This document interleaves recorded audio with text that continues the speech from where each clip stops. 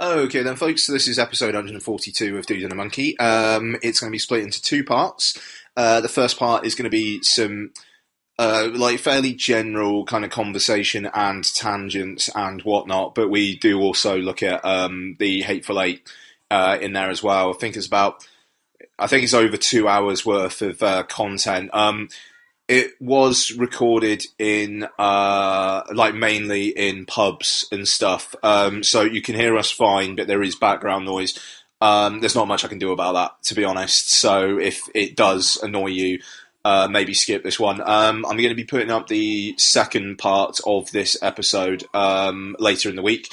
That's going to be primarily me and Mark doing our year in review, essentially. So top 10s, bottom 10s, top 5 surprises, top 5 disappointments, and whatnot as well. So it's quite a lot of content this week. And yeah, so without further ado, here we go. Right, so we are here with Andrew Jones at Even Run on Twitter, and film writer person of some notoriousness. Notoriety. Ooh, that's a word. Notoriety. You're good at writing. A word. I'm doing well with notoriety. Hello, Andrew. How's your film year been? Well, since it's just started, Come on, 2015. Oh, 2015. That's a better year. Yeah, how's the last week of? Yeah, exactly. I've seen films this week, so that kind of counts. 2015's been a good year. Is it wrong to say? I think, as someone who hates films, apparently, I love 2015 as cinema. You are my favourite contrarian. You're the Armand White of the London film Twitter. But I don't do it for the sake of Armand White's attempts to get published notice. I just like to have opinions. Yeah, no, that's fair enough. and so, I mean, go on then. What are some of your low lights that you think would piss people off? I don't like Star Wars. It's doing a charity collection for Military Hospital after Imperial Park. Any changes? Anything? Pennies, coppers, silver, any currency? Sweet? I'm alright, thank you. I'm good, thanks, mate. Yeah, nice one. We've all donated money to Great Ormond Street. Fantastic. We are charitable people. Yeah, we are. Love it. So you don't like Star Wars? I didn't like Star Wars, no. Just didn't like it, or? I found what everyone said was fun, I thought was boring. Are you a fan of the series as a whole, though, or is it something that should not particularly to your taste anyway? I'm not as much a fan of the original trilogy as I am the prequel trilogy. Don't hit me. I can feel like there's going to be a tension here immediately. I know. I saw... Seriously, what was the second one? Attack of the Clones. That's a terrible I hated that in the cinema as a child. When I watched it back, I kind of really got what it was doing, and I enjoyed that. What was it? It was just making an interesting drama, as opposed to a science fiction thriller. And I thought, I'm sure you get this a lot, but I hate sand.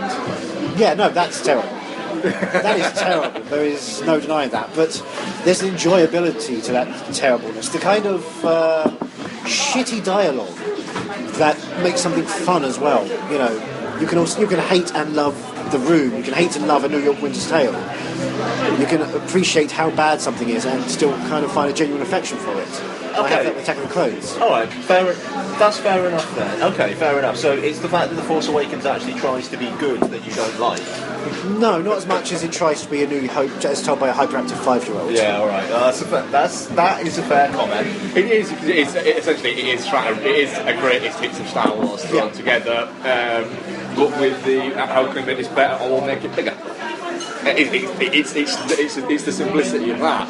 However, I don't share this opinion of J.J. Abrams that he has ultimate respect for his audience. I think he has an amount of respect for how much he can get an audience to like a movie by doing what he thinks people will like. Because that's not a problem, because he's always been coming on time, on budget, on bank, and people enjoy his movies. So he's doing what he does well. But because since Force Awakens, there does seem to be a bit of a critical movement saying, well, actually, maybe George Lucas should be appreciated because he actually was trying to do something different, compared to The Force Awakens. But it's just the fact that in the end of the day, how well that different wasn't very good for a lot of people. It depends on how you're going to do something different. It's like saying if, I don't know, X band wanted to do something different. Let's say, name a band here. Name a band? Name any band. Your favourite band? Not my favourite band. Mumford & Sons Ray's favourite band? No. Right? So let's say Mumford & Sons have got a new album, right? And You heard that, he just said that just as I was saying. Wanted to do something different, right? Now, let's say this, we want to do something. We want to do something different, and so like their new album where they actually like picked up electric guitars and what. Oh, burn them! So and then it's So let's say what they did was they lined up a bunch of instruments and threw sandwiches at them and recorded that. It's different. It's not going to be crap. You know, you can try and be different for different sake, but if you've not got a story or a tangible story, or it's going to be good, or you've got an idea, or your idea makes sense, it's still going to be shit. Okay, well, I mean, getting away from Star Wars then, because people are talking Star Wars to death. I'm sure you don't need people attacking you about it. But to be fair, I think there's more people of your persuasion in that than there were on opening weekend. Yeah. Like, it does seem like people are kind of after the haze are acknowledging, hang on a second, what about X, Y and Z? You mean like what happened with Crystal Skull where 3 months later everyone went, Wait a second. this is shit. But at least for a while they actually enjoyed it. That's nice. It's nice to know people like I remember, God, that was when I was still working at the cinema, and we had a test run of Crystal Skull, like a midnight show, and after it was just silence and people just walked out, and like it was amazing. I've never seen anything like it. Just the buzz in the room completely evaporated over the course of that runtime.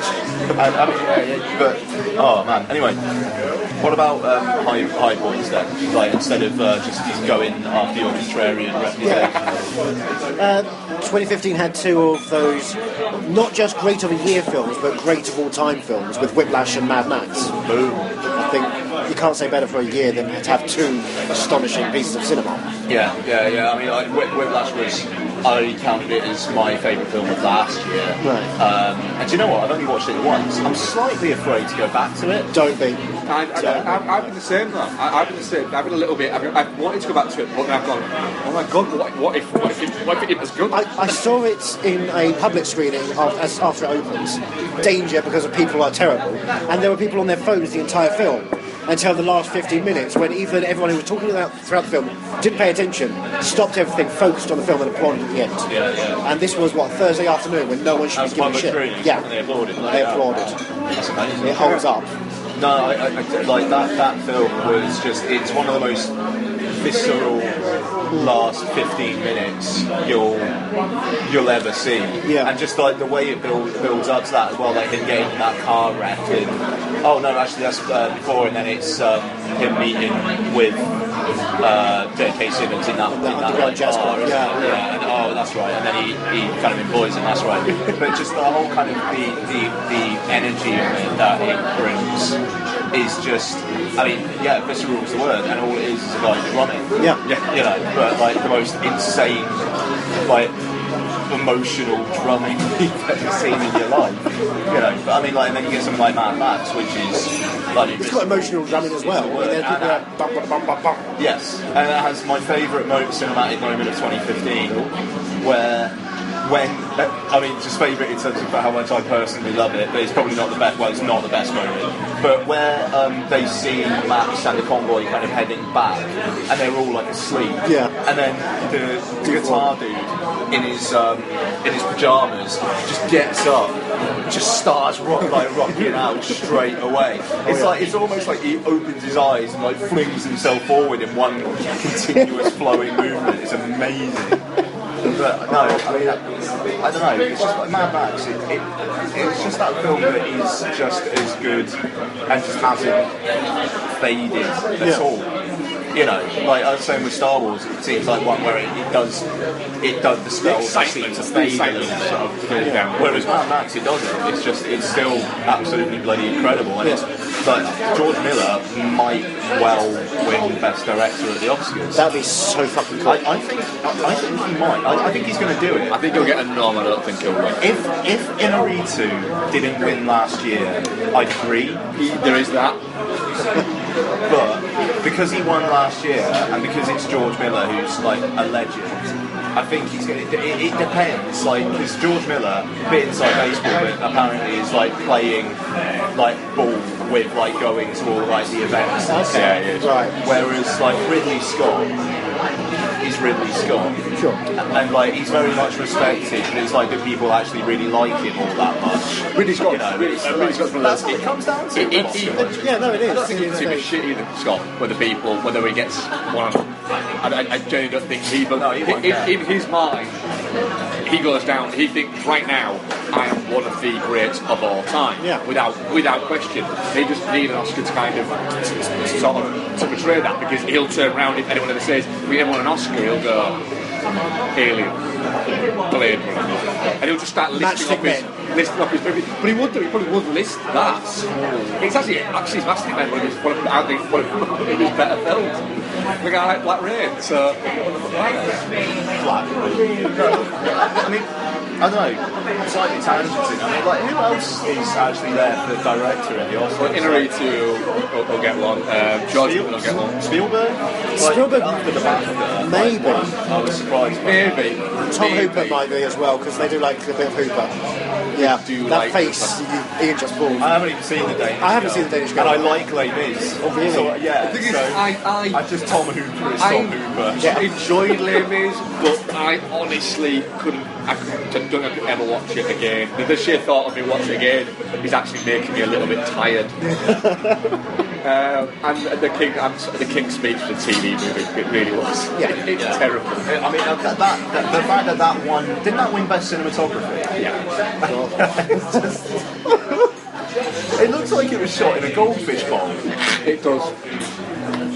It's terrible. I haven't seen The Danish Girl, but again, part of that is because I don't quite hate myself that much. I'm going to watch The Danish Girl. I will watch out it. of sheer obligation. I will watch it, and if it's good, I will happily admit it. But it's directed by a director I can't stand, and it's got Eddie Ray-Bans in it, and he's just not very good. I will watch every film nominated for Best Picture. I watched The Blind Side because of that, so I will watch every film nominated for Best Picture. I enjoyed The Blind Side in a way where I watched it and just thought, what's going on? Why did anybody halfway through making this movie go? Sandra Bullock saying the big black man. I mean, it's almost a parody, that is. I like to believe it's him who is teaching us. It's actually a line. That is one of the line, fucking lines of that film. At that point in the cinema, I smashed my head against the wall and everyone laughed. all that is, though, it's a fine-tuned The Blind Side, fine-tuned one way, and it's a comedy. And it literally is that literal, just little tweak to one side, and it becomes a comedy, and that's it. And it's ridiculous. Wasn't that the year that she won the Oscar for The Blind Side and the Razzie for All About Steve? Yeah. All About Steve's a better movie than The Blind Side, which is amazing. Yeah, All About Steve, where she wrote crossword puzzles. Oh, that's And it's right. like, hang on a minute, she wrote crossword puzzles. And I'm sorry, but I don't think writing crossword puzzles makes that much money that it makes out in that movie that she's making. I don't know. You gotta be. That's quite a specialist skill. It's quite a specialist skill. I Guarantee you don't pay that much. Does it syndicate across the nation papers? Or is No, it it was just a little paper. Oh, well, that's Did you see her payslip in the film? How do you know she was paid to? Well, because it's referenced. Oh, it's actually referenced. Referenced in the Well, movie. I'm really well paid. No, she's got all this money she wants to do with it. Really? Pretty That's much, actually yeah. the point. Yeah. I need to watch all of that. Is it Bradley Cooper in there? Yeah. Bradley Cooper. I think he's Steve. I think he's Steve. Yeah. Oh, okay. Because that was just before he became Legit Bradley Cooper. Yeah. Like, it was the same year as The Hangover. It's but filmed about a year and a half before. Yeah, okay. And it's going to use the bathroom. Yeah, just because they had to battle those stairs. Yeah, Gravity. yeah. I'm very, very worried about needing a pee during the Hateful Eight. We're good. Well, intermission to go for. Yeah, the queue for the toilet during the intermission is probably going to be pretty hard. Yeah, Because it's like a 12-minute intermission, isn't it? something like that. But like It comes in about 2 hours into the film by the looks of it. about 2 hours in. Yeah. Okay, so it's like a good chunk in before it actually Stops, yeah. That's going to be interesting. We were talking before we started recording that this is obviously pre-Hateful Eight, we're about half an hour away from it. It looks like there's been some sound problems through the 70mm presentation. I'm very concerned.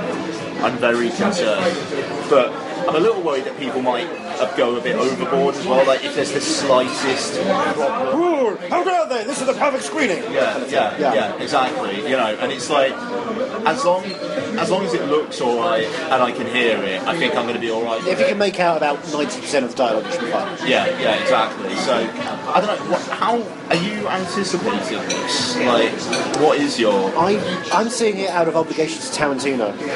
Now, after Django, I kind of lost all. I was deflated because it felt like post Sally Menke, maybe Tarantino might lose his edge because he's got no one to whip him into shape. I know that might seem inappropriate to say during talking about Django. Just realised that. Fuck. Yeah, I know you didn't mean it. Yeah. But perhaps now he's got his new editor who is now 2 films in, maybe he might be a bit better. Or he might be fully Tarantino to the point where he's obnoxious. That's interesting, I mean, because obviously Django was longer than Bastards, and Hateful Eight is longer than Django again. Yeah. So, yeah, is it getting to that point where maybe the indulgence...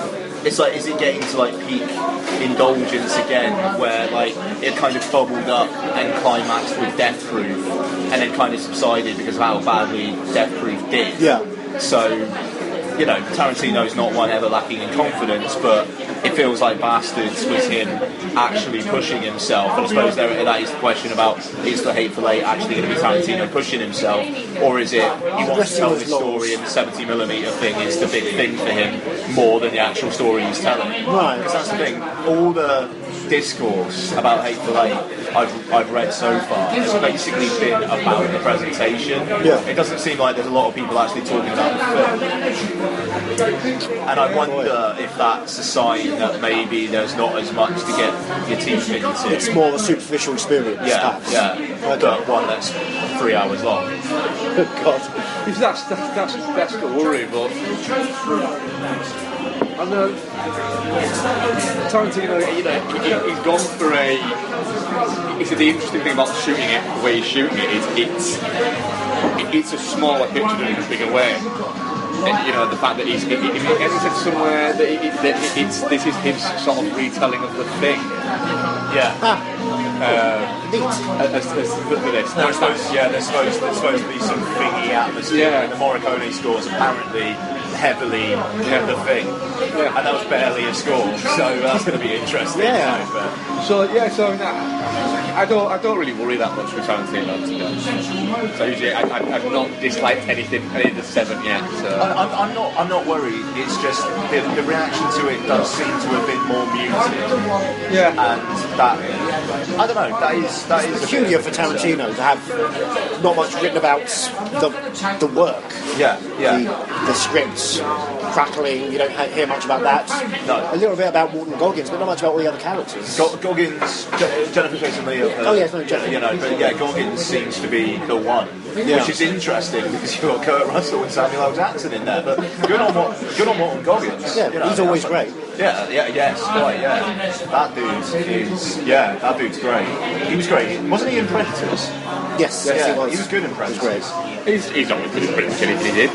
Even in his, was he in the second G.I. Joe movie, I believe? I think he might have been. Yeah, he was great in that. I enjoyed it. I get him and Shea Wiggum confused.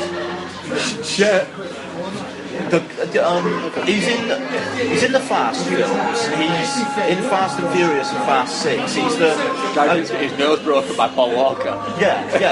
Okay.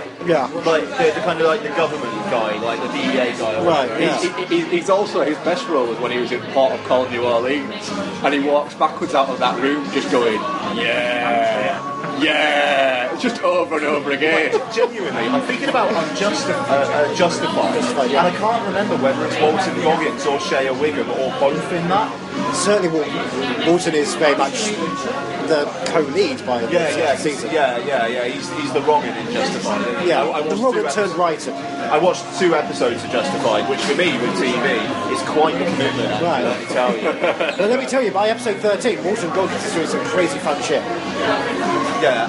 So if you ever get time in the next couple of years to watch, the thing is, the only way. And this is Ian butting in. I then go on to say something which was rather dark, and I don't want to actually put it on here. So suffice it to say, I will never have the time to watch Justified. And now, the Hateful Eight and Tangents, and someone else basically railroading the show. Enjoy.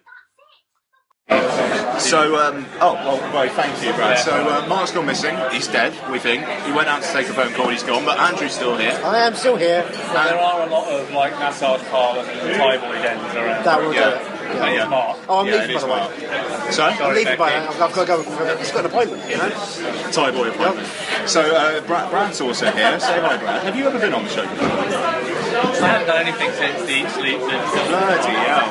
Well, say hi. Hello. This is Brad, at Mr. Bontacode on Twitter. He's a short filmmaker and used to write for Eat Sleep and Film. Used to work with me in View Cinemas back in the day. And you're currently... What are you currently doing? Are you working on anything at the moment? Yeah, I'm still on another freelance film, so I finish in a month. It's been on it for a year. Oh, what's it about? It's called Florence Foster Jenkins and Meryl Streep, a terrible, terrible opera singer. Oh, yeah, Hugh Grant. of course, yeah. Bloody hell. What's Meryl Streep like? Meryl Streep. Okay, fair enough. So, Great. Brad specifically wanted to bitch about people bitching about Cineworld. Do you want to explain, Brad? I don't know, I'm not so good at just doing... You give me a question and I'll respond to it. I just gave him a question. No, but I can't talk to an iPad. Right. Be specific. Well, no, you're talking to us. We're all friends here. It's a comfortable Hello. space. All right, What so, do you have to say about Cineworld? So basically, yeah, I mean, all right, so Cineworld. People were bitching about Cineworld for another reason why they were bitching about Cineworld. We've started without you, Marks. We thought you were dead or went to a massage Getting parlour. close. Well, both. We're getting I close. don't know if that's the right drink for you, but you can have it anyway. What is it? IPA. India Pale. So anyway, so Cineworld. This week they decided not to show the Hateful Eight because it was basically because they kicked off because Odeon had the 70mm, even though that had been known about for months. Yeah, although they had the gentleman's agreement between all the chains centrally, it was perceived as a slight because they didn't get a choice. They couldn't bid for who gets Hateful Eight. So Entertainment, the distributor, just Yeah, and because it's a agreed with roadshow Odeon. print, they were saying it's event cinema, it doesn't really count, so we want to show it.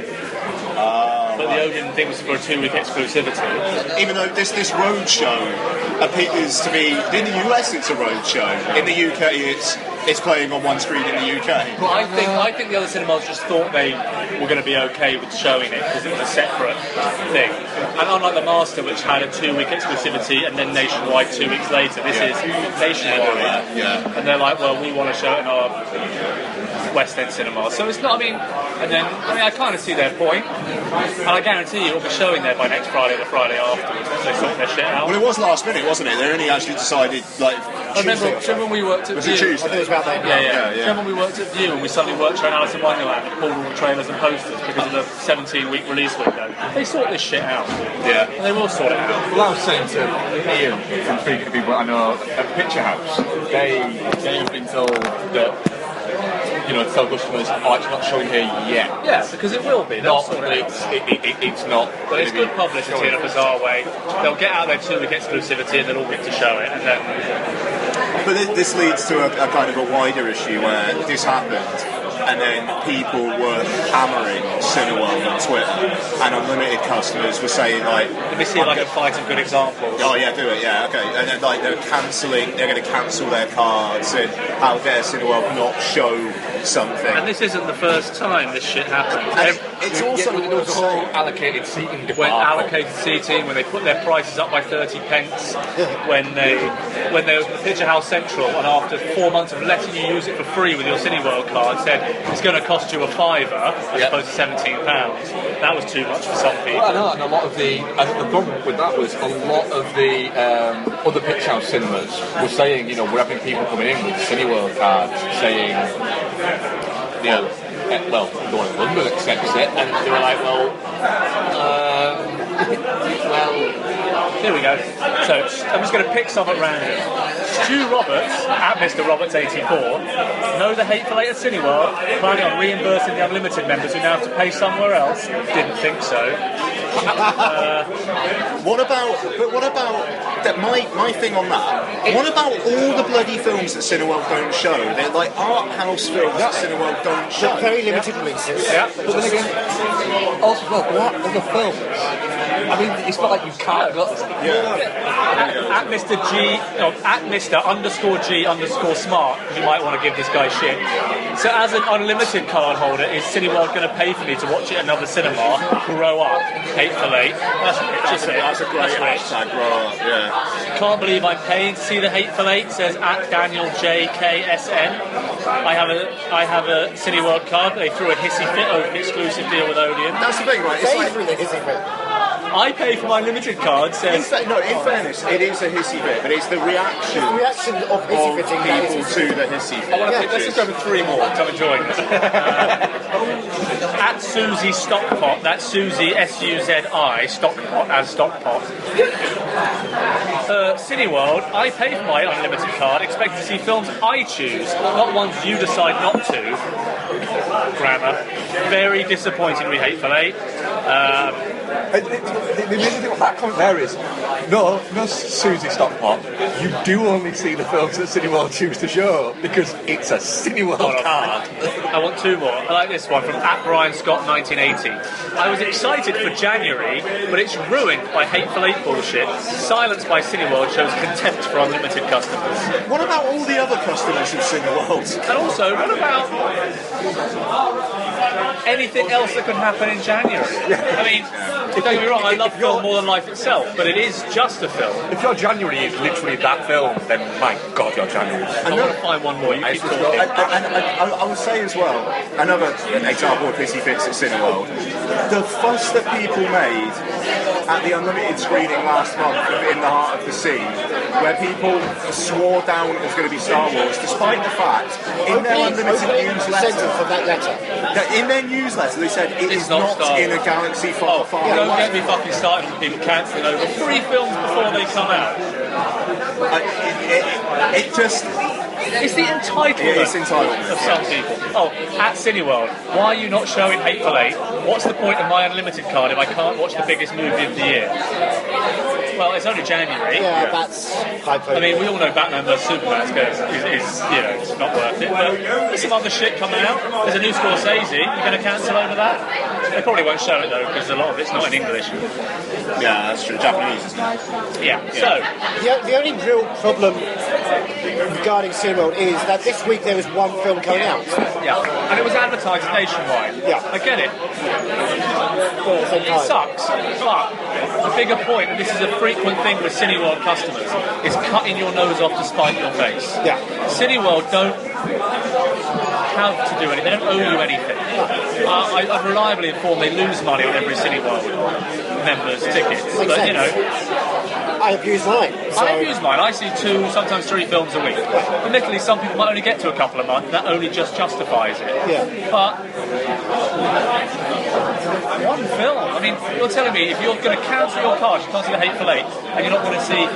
These aren't going to be for everyone. But you've got Danish Girl, Joy, Revenant, Creed, Room, Big Short, Daddy. No, what's it? Dirty Grandpa. Dirty Grandpa, Spotlight. Yeah. And there's one other big fucker, but it's like, There's something for a lot of people. and there's other shit as well that I'm ignoring. They're just the films that are like, and Dirty Grandpa, like Aubrey Plaza. But, you know, it's like, it's fucking ridiculous, and it's petty, and it's anyone. I believe that Cineworld should take away the unlimited card from anyone that slags them off for it on Twitter. I genuinely believe so, because it's a right, not a privilege. It's something that you... It's a privilege, not a right.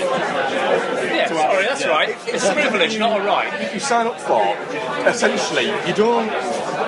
It's not up to... You say, I'm going to give you this amount of money, and I will get to go and see as many films as I want at Cineworld. I saved something like £800 last year at Cineworld. It's... But, Yes, I if see they aren't shit. showing it, don't start... I see shit I wouldn't have seen anyway. Picture in the morning. But the way I look at it is, if I had a Cineworld that was, let's say, that was half an hour drive from me, not that very far, I wouldn't have an unlimited car because I wouldn't be able to just go if on a Tuesday night I went, Tuesday night free, I'll go because I don't get my Tuesday nights free. If they open the Cineworld round the corner from me, it's 10 minutes round the corner from me, I'd get one because I'd be able to go whenever the hell I want. Whatever Cineworld choose to do, if it pisses you off, it doesn't matter because you're saving so much money. Exactly. It's just... It drives me fucking insane. It's the absolute... And admittedly, I do sit there trolling everyone. It's the entitlement, though, isn't it? That does it. But it's like... Fine, tweet them and go, oh, that really sucks. I'm really disappointed. Hope you sort it out soon because I love being an unlimited customer. Thank you for all you do for us. That's fine. But ask them to pay for your ticket to go and see the hit play. Somewhere else. It's like, I'm pretty certain that Cineworld are as pissed off, if not more so, about it than you are. No. They want to make money. No, they would be. Well, it's not in their interest. We can tell you from working in cinema management. That's why they will be pissed off. Yeah. They're pissed off. They're pissed off and they're making a point. And I'm not saying that EDF are at fault. I'm not saying that Odeon are at fault. It seems to me like there's a lot of dick swinging going on and some misunderstandings over this gentleman's agreement in town. Cineworld have essentially, it seems like, turned round to them and gone, well, I'll tell you what, we're not going to show it at all. And it's been, they've gone, okay, don't. They've gone, all right, we won't. They've gone, okay, don't. They've gone, right, well, we the can people that are complaining about them not showing it at the Picture House Central, the same people that complained about having to pay £5 for a Picture House Central ticket. Despite the fact that when Cineworld took over I think Picture keeping track House, of them, they're the same people. When it took over Picture House, they said it's going to be run completely separate. I worked with Picture Houses when it got taken over. I get why they're allowed. And I was at the meeting. I was annoyed as well when they said it was going to be only for a few months because that was why I pay my uplift on the Cineworld card. Anyway, this is boring. People seem to be a little bit more grateful for the things they're given. Yes, that's what it comes down to. And on that though, should we talk some Hateful Eight? That's it, yeah. Hateful Eight, written and directed by Quentin Tarantino, the 8th film by Quentin Tarantino. I love that he gets that. Like, he doesn't just say the Tarantino film, it's even on the film, on the trailer. Have the others done that? Is this the first one where it's done? Kill Bill. Yeah. But I don't remember Inglourious Bastards or Django doing it. Yeah, they both did it. Did they? Yeah. They said the 7th film by... Have they really? Yeah. Okay, I thought they said the new film by... Yeah, you know, on his 10th one he's going to say the final film by Quentin Tarantino. I don't think it'll be his final film. No, it might be. He might pull a Soderbergh and go make shit for television. He might... No, Soderbergh will return to film. Soderbergh's retired about 15 times. While we're here, I should point out that everyone who isn't watching the Nick should be watching the Nick. Do you know what? I've got it all on The my amount hard of people drive. that are like, we're cineasts and we love everything, but we'll only watch a Soderbergh thing if it's a film, not if it's television. Damn right. It's the best. It's arguably one of the best things he's done. Anyway, it's not about Soderbergh. I don't have enough time. I just want to put it out there. Any self-respecting cinema fan or film fan who watches the Walking Dead weekly and doesn't watch the Nick, I watched it. Okay, that fair enough. I don't touch The Walking Dead, but I think that's a fair comment. Anyway, so Hateful Eight, full spoilers. You can say whatever you want from now about it. There's more than 8 hateful people in it, for a start. yes, and it would have been nice if every any person not from those 8 wasn't put in the credits. It would have been more fun. Yes, I think that's a fair. It's a fair criticism. It's an argument. You could actually argue, though, that technically, if you take out Bruce Dern and said he's not hateful, and then he was hateful. He's a fucking good guy. He was hateful. Do that. Arguably, he was the most hateful. If he wasn't hateful, Samuel L. Jackson wouldn't have made his son suck his dick. Whether he actually did do that or not, though, I love the fact that he could have just made all that shit up just to make it. Well, last picture, though. I mean, there's a lot of contrivances in that film, and him having met him is a little bit too far. But then again, Bruce Dern does say if he'd done what he set out to do, he would have come back, and it made sense. That's what he said. It's all sort of linked in, yeah, but it's a nice title. But so I feel we should talk about that a little bit later. I know it's spoilers, but let people have some fun. No. I mean, it's spoilers all the way through. Right. It is what it is. All the time. No, yeah. So, I mean, basically, my opinion of it, we all saw the 70-minute with the intermission and whatnot. My opinion of it was first part pretty much 5 out of 5. Yes, please.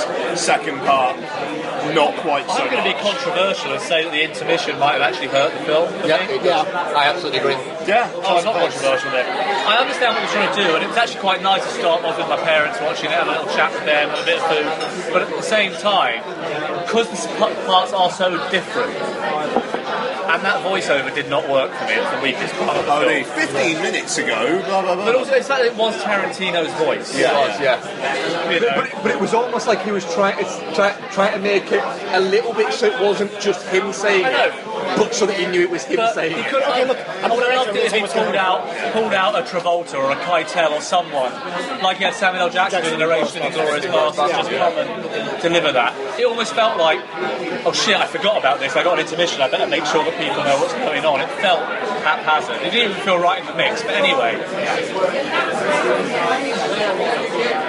the two halves are quite dimensionally different, and I almost think it would have been nicer if it just flowed. Especially considering the final part of the first half is, I think, a bit more with the second half as a whole. And it would have been nice to have a bit more segregation, but you did have, I suppose you did have to end on a big... No, and it was a nice thing to do, and because it utilises flashbacks so well, you don't necessarily lose those characters when you think you lose the characters, which is quite nice. Yeah, even though it was disappointing that Kurt Russell, he's in the first 10 minutes or so of the second part, and then he's gone for good. But I feel that is karma for Executive Decision, where we were promised Seagal, and we didn't get much Seagal. Yeah, that's true. Because of fucking Kurt Russell. That's true. So, But it wasn't because of Kurt Russell. But yeah, so I mean, I haven't forgotten that, Warner Brothers. So I mean, what did everybody think of the Hateful Eight generally? Is anybody itching to start? Like you said there, the first half is incredibly strong. I suppose it's the first half and second half, but it is like it's building to everything, and it's building, and then when it gets there, it goes a little bit too much too quickly. It's the first Tarantino film I've seen where I haven't felt the itching need to go straight back in and watch it again right after. I can't really fault much in it. But it's a 4 out of 5, it's an 8 out of 10 purely because, well, I can't fault it. Almost not lazy, but it felt like he had this script, kicked up such a fuss, he thought I might as well shoot it. But Samuel Jackson convinced it to make it. Yeah, and he knew he had a good part. Yeah. And it felt like, regardless of what you think of the films, and our thing are different, it felt like Death Proof, and arguably for me, Kill Bill as lesser Tarantino in terms of what he's trying to do and say. I enjoy those films immensely. I fucking love Death Proof. But he's not trying to say. He's not trying to say anything. Trying to say is the wrong word. It feels inconsequential. It's what we said before we were coming. Before we went in, the fact that people aren't talking about the content of the film. People are talking about the presentation. You come out of Inglourious Basterds, which for me is still my favourite Tarantino. Yeah, for sure. And Django Unchained, which felt like two sides of a coin. Sure. They were both revisionist history and almost superhero films, especially Django. And this one just felt like someone said, "Oh, you know, we love the Fassbender scene in Inglourious Basterds. We love all the Reservoir. We love all that. Let's just." It feels like he's trading something he knows he can do very well. But it's very much a writer's piece more than a director's piece. I actually wish that he'd had the balls to follow up what he suggested a long time ago, back when he did the reading, and just put it up as a play. That'd be great. Well, he said in the director's roundtable that he wants to turn it into a play. He said now he's going to spend some time adapting it. But I tell you what, it would have been great if Tarantino just did a play. And it was always just to be a play. It feels more like a play. It'd play better as a play. It does sort of feel like that. The characters are And I structured guarantee like you, that. he could have got that cast to come and do 8 weeks as a play, film it, and then put the play in cinema. Without question, easily. And that would have been Exactly the same a cast. better experiment. They would have done it. It would have been, and it would have. The shoot was what, 12 weeks? It would have taken them that to rehearse and put it on. Bruce Dern might not have been up for it, but you know. He just has to sit in a chair. Really weird No, thing but it's about good. is that in terms of scale and size of projects and everything, it's probably his smallest movie. With Reservoir Dogs. You know, since he became Quentin Tarantino, because Look, my there's the when you look at it. Jackie Brown, sort of since when he took that hiatus after Jackie Brown when he got bruised. Since that, Kill Bill was massive and a big kind of double shoot, and it was Quentin's return, and then you got the whole Death Proof Grindhouse thing, which was huge, and then kind of went to me, sort of went out with a bit of a fizzle rather than a bang.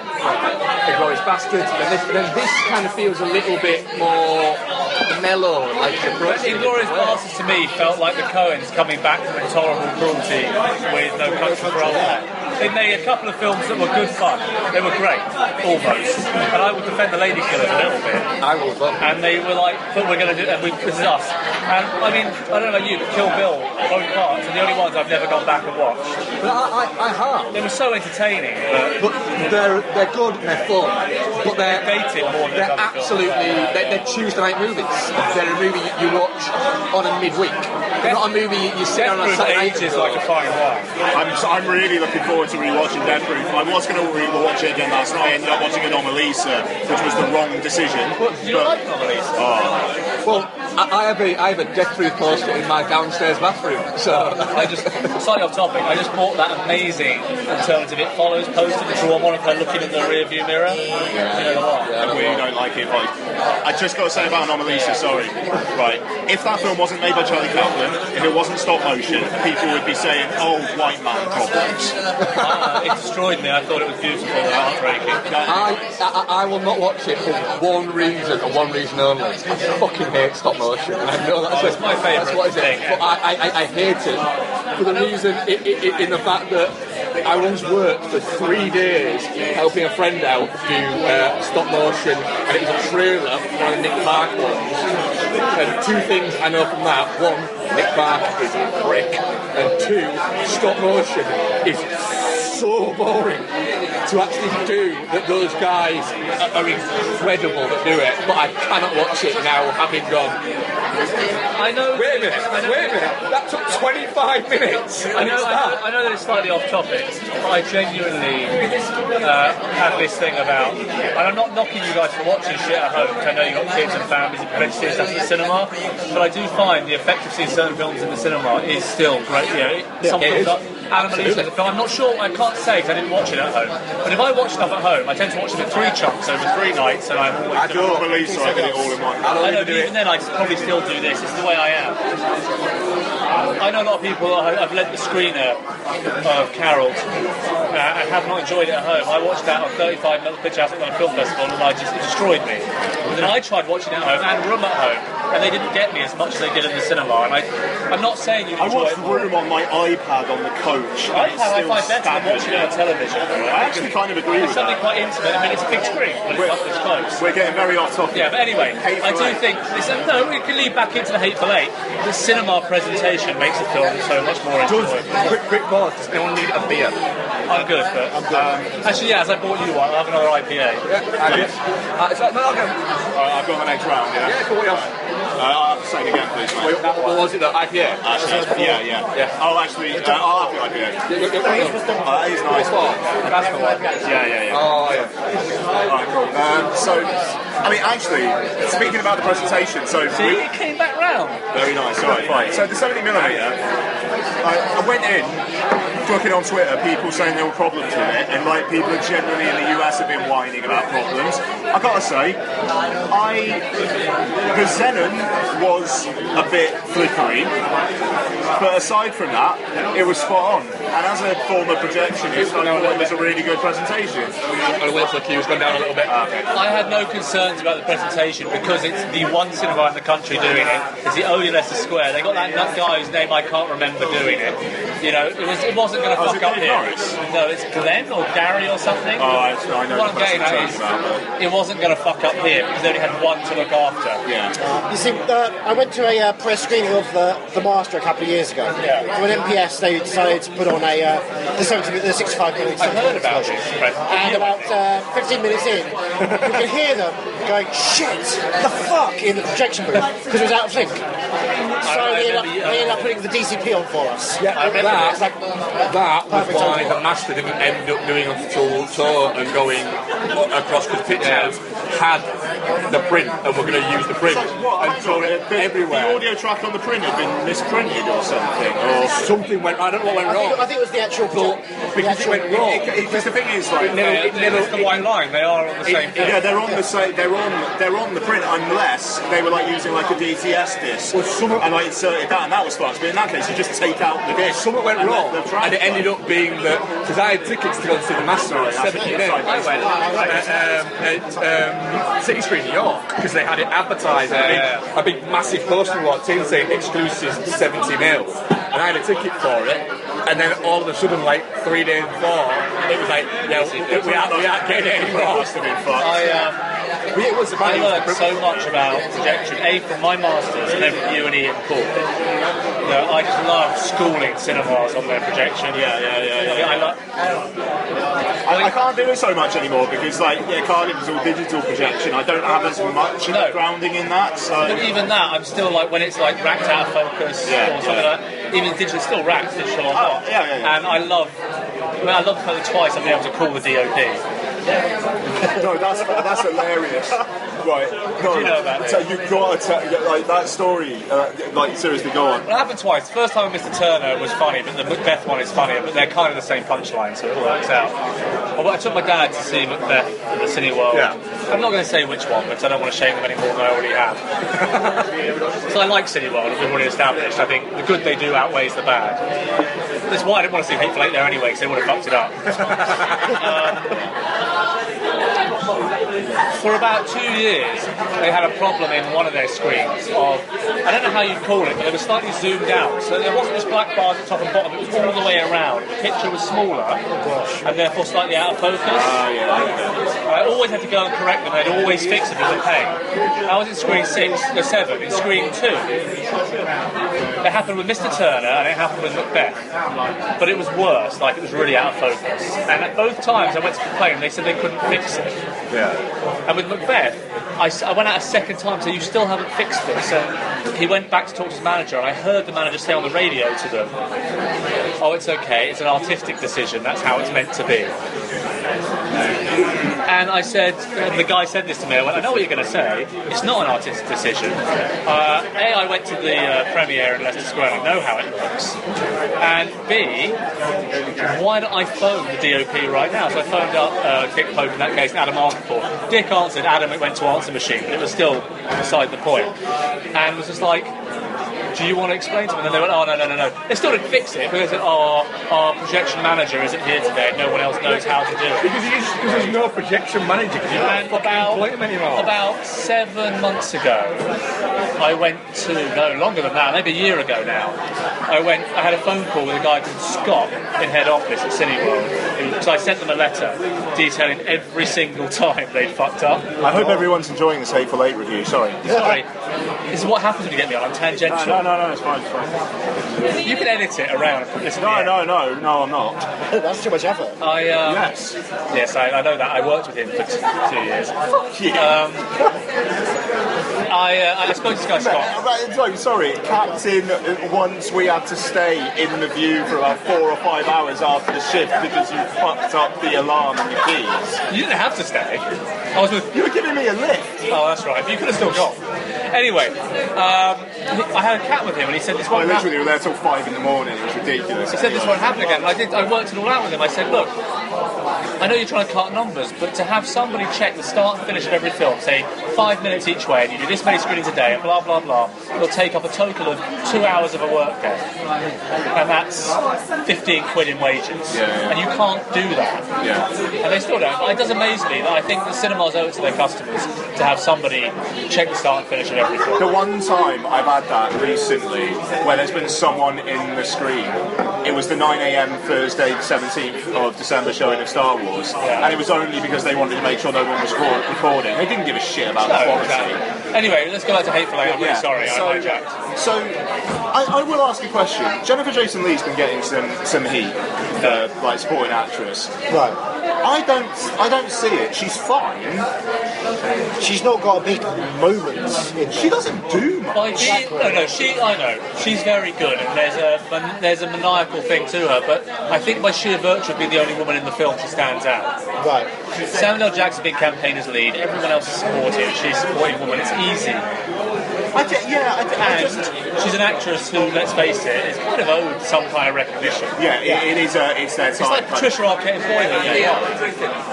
The IPA. No, you weren't. You were on the 4 something. But the IPA is nicer. Whatever, I don't care. I'll have whatever. IPA. Like Patricia Arquette in Boyhood, she was fine. Yeah. But the point is, she got the Oscar for aging on screen. But to be fair, she had the. I thought there'd be more.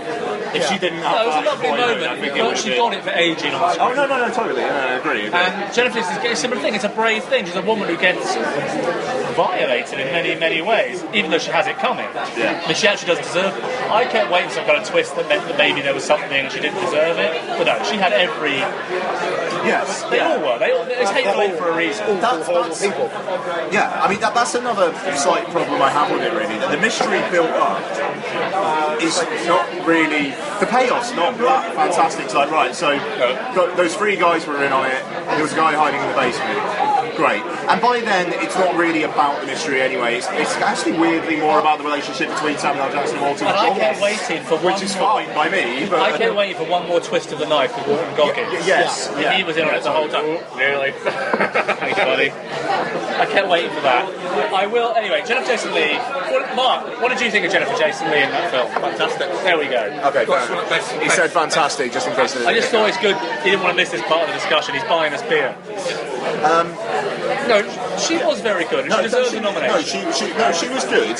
I stand by Alicia Vikander's going to win for Ex Machina or Danish Girl, whichever she gets put in that category imagine if Vikander won for Ex Machina. Supporting actress. It's still my favourite film of the year, but did you watch it? I watched it 6 times. Did you watch it? It's still your favourite film? Yeah. I quite enjoyed it. I just wish Oscar Isaac was in the conversation, personally. For the dance alone. Yeah. Anyway, Jennifer Jason Leigh, she could win. She won't. She deserves that nomination. She's deserved it for 4 years at work, and it's still a fierce performance. Jennifer Jason Leigh deserves it for the fact that she's been fantastic. It's a fierce performance, you know. It's for 30 years and never seems to get recognition. No. I mean, to be fair, she's pretty much animalistic as well in the second half. Like the way she's just like, it's like she's ready to pounce. And also, sorry. Oh, thank you. And also, thanks, Mark.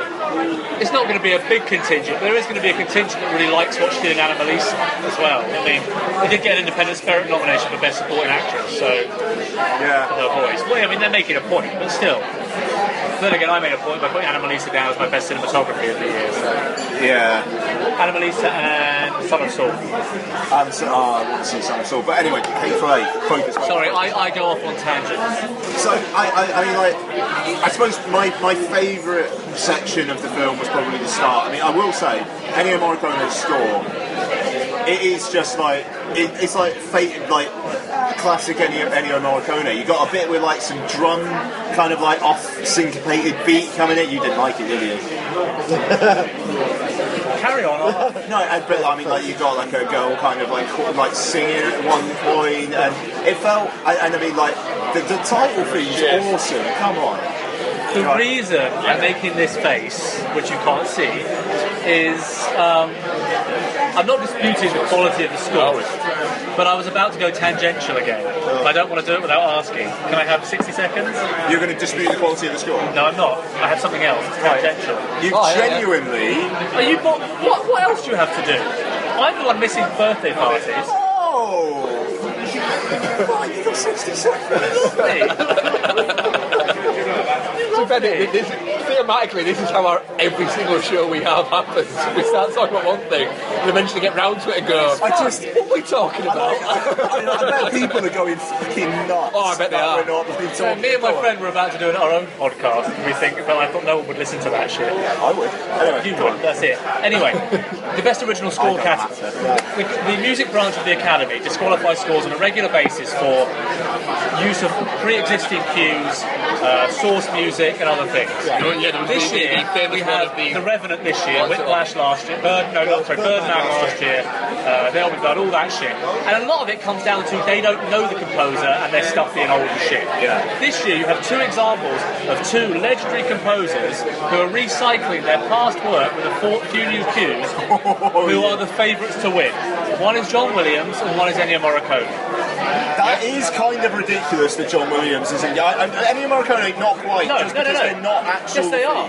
The Ennio Morricone one, they've used pre-existing offcuts from The Thing for this film. They're not actually used in the but film. their rule is if it was written for something else. if it's used in some No. If it's written for something else. has to Fuck you. Do you remember has that? to have been committed. It has to have been No, it doesn't. It doesn't. Because do you remember Moulin Rouge? Yep. That song, that brilliant, Moulin Rouge should be disqualified just for being terrible. No, but that song from Moulin Rouge, Yeah. I can't remember what it was called, but it's the big ballad, was disqualified because it was written for Romeo and Juliet and never used.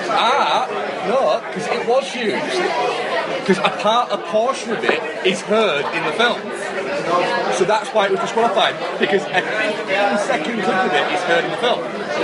And that's why it was disqualified. The same as the There Will Be Blood, because, what was it, 20-odd seconds of it was heard?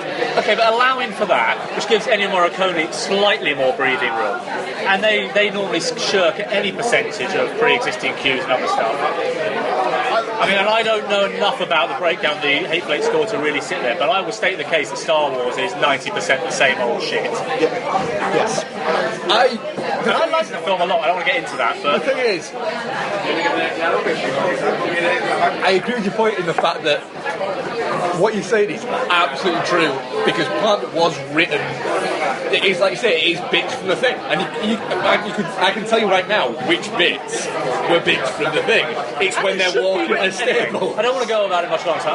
It likes to talk about the Hateful Eight to an extent, but the music in the Hateful Eight is fantastic. The couple of source tracks they use were perfectly placed, as always. The score works, but for a branch that is notoriously fitting to throw at anyone new if they do anything that's a slight to their thing, to let these two in for, put it this way, if Johnny Greenwood had delivered the exact same score for Star Wars or this, but he's Johnny Greenwood, that would have been disqualified. Yeah, probably. And that's all I'll say on it. I enjoyed the score I kind of tremendously. like that about the Oscars, in the fact that, let's be honest, it's ridiculous, but I really enjoy it. No, and the whole thing is a fucking charade, but It's fun. It's our charade. it's charade. But I just think there's a double standard. You set a rule, you stick to it, or you don't. And I think the music branch needs to be seriously re-evaluated. Anyway, sorry, I can't say that won't happen again. It will. I mean, the opening shot, I really like. Stunning. But Did you notice there was 8 peaks on the mountain? sorry. You know when you have the That's really cool. the overture, when you have the mountain thing, it's 8 peaks. Oh, really? But then that pullback from the crucifix was just beautiful. It was, yeah. It's because the weird thing about Tarantino is he's one of those directors where he's desperate to be classed as a writer. He wants to be acknowledged for his writing, and he has twice. He's won 2 Oscars for writing. He wants that directing Oscar. But he also he really, really wants to be seen as like an auteur and that director, and that's why he's using he's using a cinematic technique that hasn't been used for 50 years. What was it? No, it was after that. It was Benno was shot on 70 mil. Yeah, there was a lot of equipment. There was like film I can't remember what the last one was. There's only been 11 films shot on it. Something crazy like that. What's this podcast called? Doing the monkey. Doing the Monkey Guy. I apologise. You might not know that Andrew is here. I'm not sure he said anything yet. I feel really, really bad. So why don't we, What's your favourite moment from the film, actually? Oh God, that's a tough one. You know what? I will say it's the bit that goes towards the intermission. I think that 5-minute sequence. Here's a good thing. This could be interesting. Ian, what was your least favourite part. Hateful Eight. Let's say it's divided into 5 chapters, and this there is chapter 3. Yeah. We're very much talking about chapter 3. Yeah, Because there might not be an intermission for a lot of people, so... the thing is, I wasn't a massive fan of that section, but reframing it as it probably didn't happen, Samuel L. Jackson was just doing the ultimate... As an unreliable narrator piece. I'm more comfortable with it, but it did feel rather incongruous to the rest of the film that had come so far. And also, I had to wonder whether a black bounty hunter in that period in America would have made someone traipse 2 hours in the snow and then got them to suck their dick. Well, you know what, though? I don't think... And the Lincoln Letter's an interesting... I don't know, but if I'd been walking for 2 hours in the snow, I'd suck a I'd be dick. pretty fucking horny. So I would get a guy. So what I'm saying is, the Lincoln Letter as a device is set up for a reason, and it establishes that this is a man that lies to get the result that he wants. Yeah, exactly. And that's the only... I mean, Devon I'll Farrar... take it back to my favourite bit. I fucking love it. Devon Farrar has written a wonderful article about the Lincoln Letter that I won't repeat here because you should read it now you've seen the film. I haven't read it before, so I'm an idiot. But the Lincoln Letter serves that purpose. And I don't know where the mic is, by the way. Oh, it's in the speaker grill. Yeah. Okay. Yeah, see? Lovely. Hello. And I think the Lincoln Letter is quite a fascinating device, and it allows you to then take from an unreliable narrative with a grain of salt.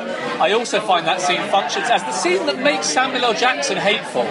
Yeah, sure. Because he's your ostensible hero. He's slighted, he's called nigger, and this is still a man, but manufactured a situation where he can murder a man that they weren't allowed to do. He wanted to murder that man, and he made it happen, and he preyed on that man's weaknesses in his son. And it actually made you feel sorry for a Confederate general. There's a great point where he puts the gun down, and he taps it. He acknowledges the gun is there, and then he taps it. So as he puts it down, he taps it, and walks away. So essentially, he's not just putting the gun down, touching that thing and putting that gun down. So putting the gun down and tapping is pointing at it, which is psychologically saying, that's yours. I mean, I still think Samuel L. Jackson's performance as Django is better than this, but anything that allows Samuel L. Jackson to orate like that that's what he does. Is superb. He does well. Just look down the barrel of the camera while you're doing it. He's doing it as well. So I want to point. So I think that scene is very brilliant. No, do you know what? That reading of it completely, genuinely shifts my thinking on it, honestly. Andrew, do you agree? From my personal opinion, is I thought the first chapter was the most successful. Right, point set things up beautifully. Chapter 1 and chapter 2. 1. Chapter 2, I found the most entertaining of the 5, purely because Tim Roth is a fucking boss. Chapter 3. Oh, is that the haberdashery? Sorry. So chapter 1 and 2 are both of the characters. Oh, great. So chapter 3, therefore, if that is that I agree with you. Chapter 3, Andrew, is... Yeah. There's a great moment where, I was thinking about it during the intermission, where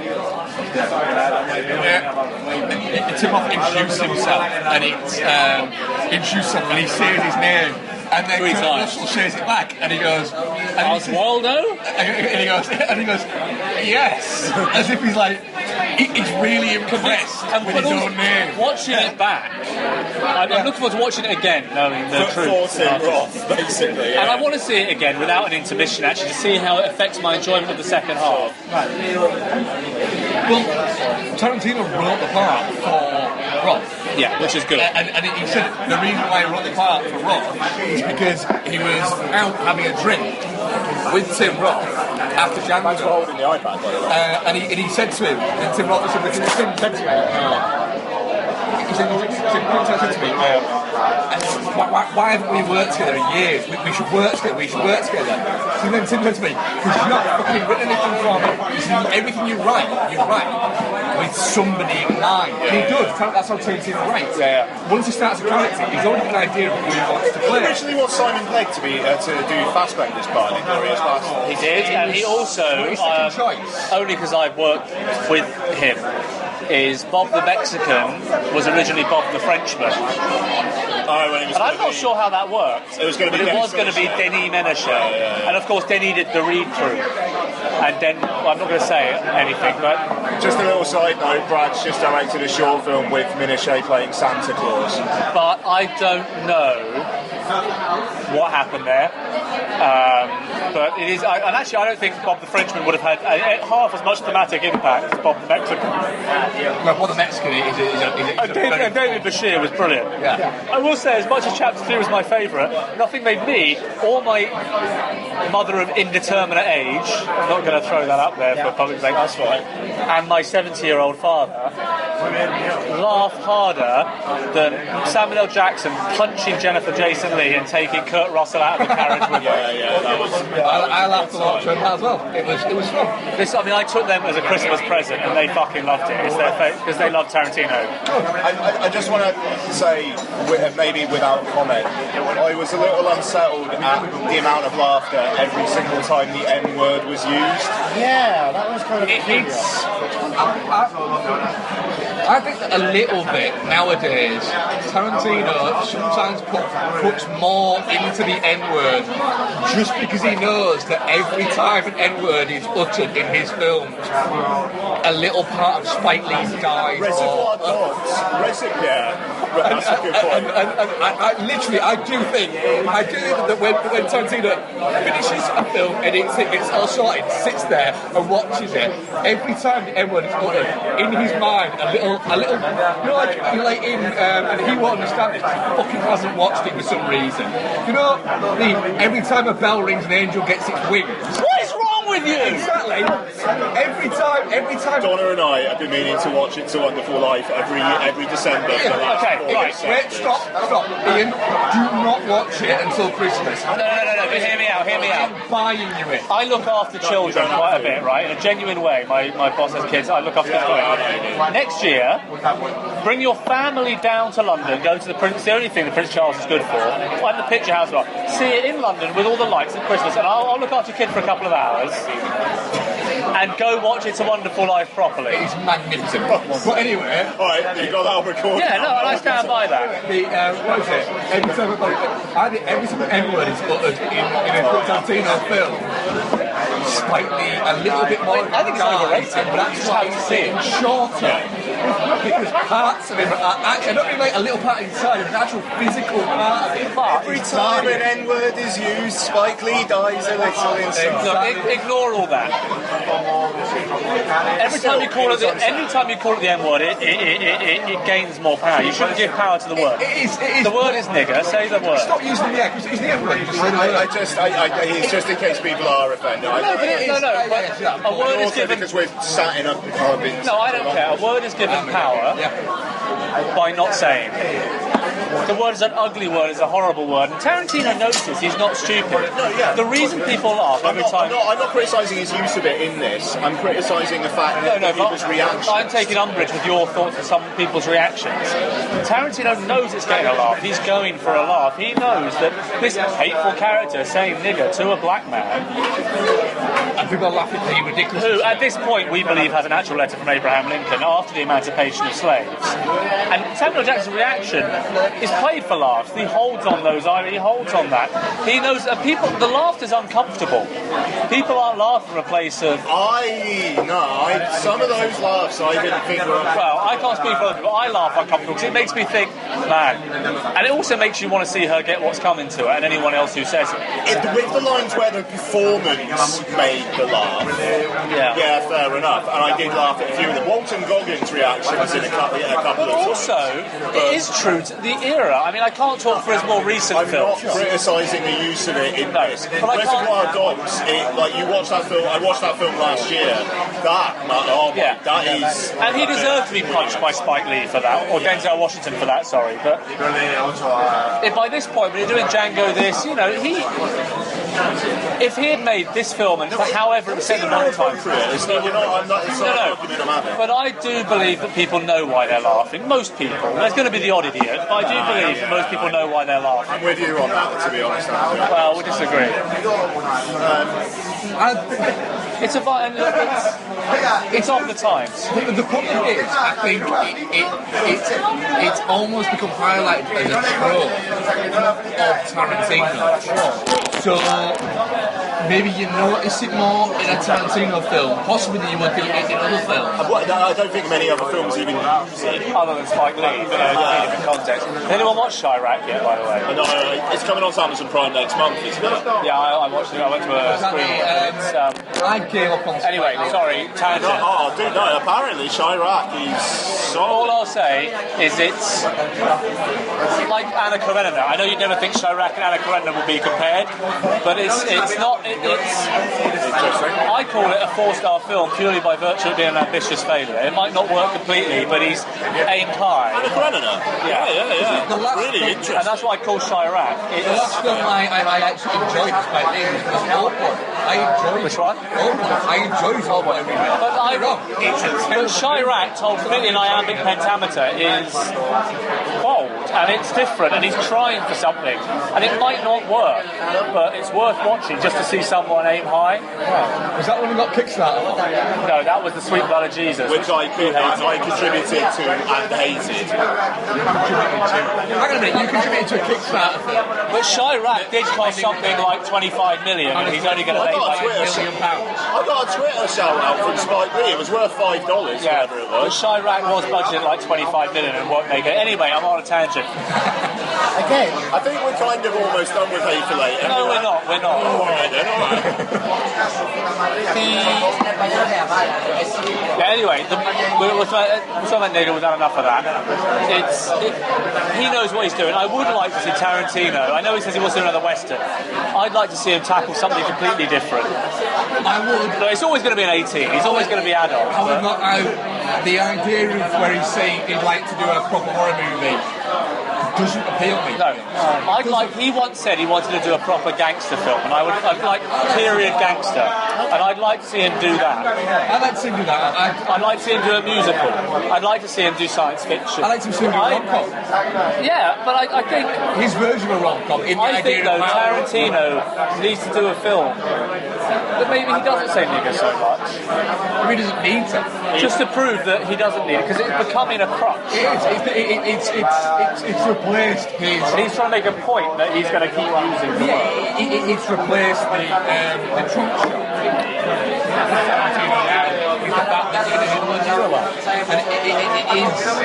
and I don't know, it almost feels like he read it a little bit.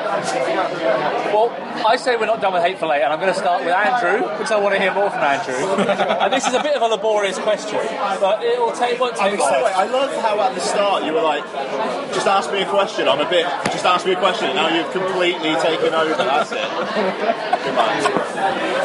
It's fine. Andrew, hello. rank the Hateful Eight. Fuck. In Tarantino's canon. No, rank these 8 characters. In terms of hatefulness, Which ones you thought... It's a great. Which ones I like most and which ones I thought hateful? Which ones you thought were the best the best. approximation between performance and character?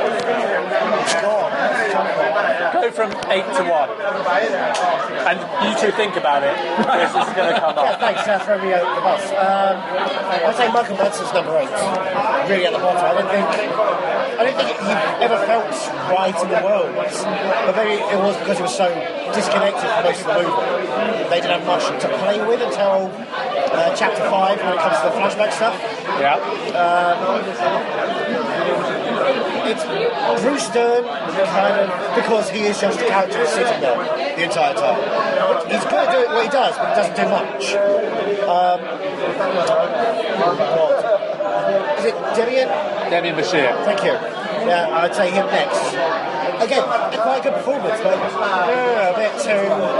bit too much of trying to be the red herring character that he's thrown under the bus as an actual interesting character in his own right. He's just there to be. Oh, is he the bad guy? We don't know. He's got a lot of questions to answer. Come on, 876. Who's number 5? Number 5. I'll go through the rest of the top 10, top 5. Walton Goggins would probably be 5. Yeah. Because I think, from everything I love about Walton Goggins, he plays it a little too kind and nice in this film. Which I love him when he's crazy or fucking weird or just aggressive. I mean, this film, it's always weird to see him happy or in an element where he's not just shooting everyone all the time. I find that peculiar. Kurt Russell before, which might be sinful to say, because obviously Kurt Russell, a god of some kind, but maybe he is underutilised when it comes to it. He's going through. Okay, number 3. You've got Jennifer Jason Leigh, Samuel L. Jackson, and Tim Roth left. I think Samuel L. Jackson was number 3, Jennifer Jason Leigh was number 2, and Tim Roth is number fucking 1. Why? Tim Roth is the most entertaining thing in this film. And I think, obviously, his character seems to suit him perfectly to play two different elements of the English persona. The kind of the common man and the, oh, hello, I'm very posh and rich. Silly. He gets to play it to the hilt. And I think him having fun with that character makes us have fun with that character. Jennifer Jason Leigh, she doesn't get much, but what she does is quite fun. I quite enjoy watching her being kind of like, just kind of working the room whilst being silent. And we know your thoughts on Samuel L. Jackson from earlier. So which of you cunts wants to go next? Ian's actually listed his song. Yeah, okay. My least hateful, Kurt Russell, because he's doing a fucking job.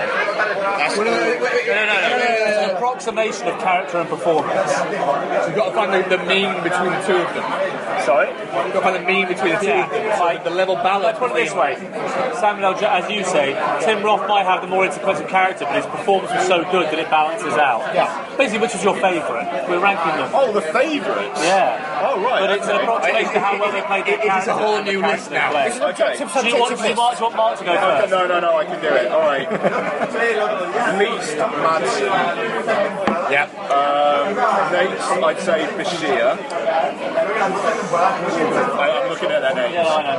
Alright, so next I'd say Bashir. I mean, Madsen and Bashir, they don't really do all that much. They're kind of just going to stereotypes. I've got to say, Madsen was kind of just doing a more chilled version of his character from Reservoir Dogs. Madsen seemed a little bit like... Your turn, Fair enough. So yeah, Bashir, just a bit nothing, to be honest. I mean, he's fine, but there's not much to him. He's the Mexican who's a bit shifty, you know.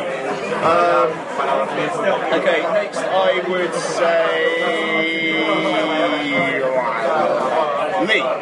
I wasn't that enamoured by her, and it just in the end of the day, I think she's more a MacGuffin than anything else. She's the object to which everyone kind of focuses. Sorry? Conduit for everything. So like whatever. I am a little bit whatever, frankly. Next I'd say Dern, because he's getting up there, but he doesn't really do all that much. But that makes, once you know what's going on with his character, it kind of makes it a bit more impactful. But the fact that he doesn't say anything, like at all, he doesn't give any inclination. He's like, I want to live, whatever. I'm just going to sit here. I don't care about anybody, whatever. But he just doesn't get enough to really chew on to make it worth that. Make too much of that. Okay, then Jackson. I mean, the thing is, the other ones could be kind of much of a muchness. Jackson, Goggins, Roth, and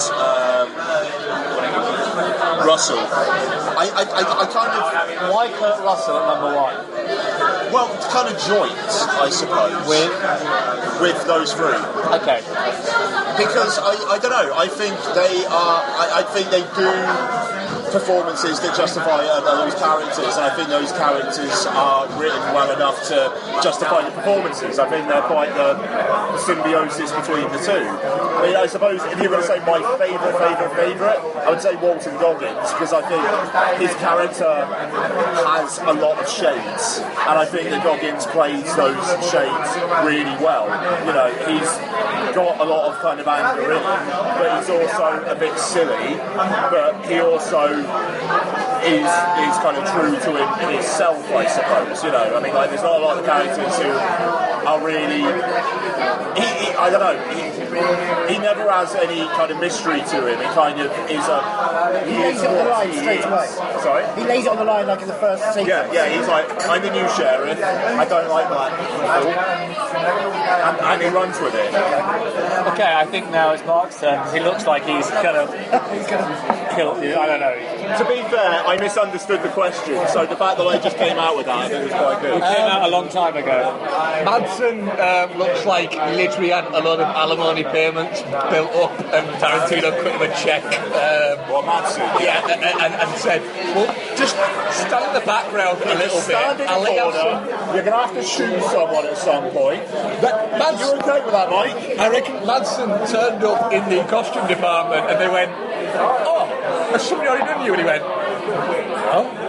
And then, oh, you're perfect, just go on.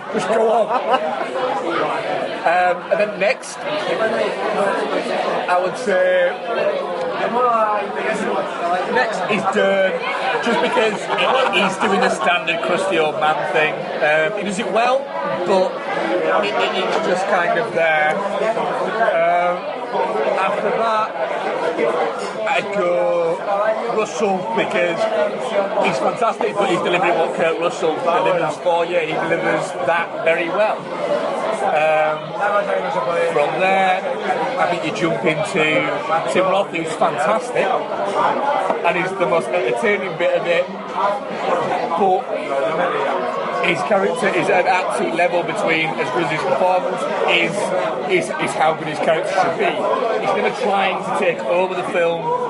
He's obviously trying to be big enough to leave an impression, but not too big that you go in, I need more of that guy. Because if you have more of that guy, it's the whole, why hasn't Loki got a film of his own? The reason why Loki ain't got a film of his own, because that'd be fucking boring. If he was in it more, it'd start to lose its impact. It's the perfect balance. So who have I got left then? So, next, Samuel Jackson. That's why I made a list. Samuel Jackson, my battery's running out. Samuel Jackson. He's the oldest, maybe you can't take it. What? Carry on. What did you say? Nothing, carry on. What did he say? And then the oldest, your memory's failing. Fuck, he is, yeah. No, I wouldn't admit to that one. Shit, am I the oldest person here? I am, aren't I? Yes, right, thank you. That's brilliant. Jackson next, because he's delivering Samuel Jackson. So he's fantastic, but it is what it is. Then Bashir, because, yeah, he's an incidental character, but he's a lot of fucking fun. The accent is great.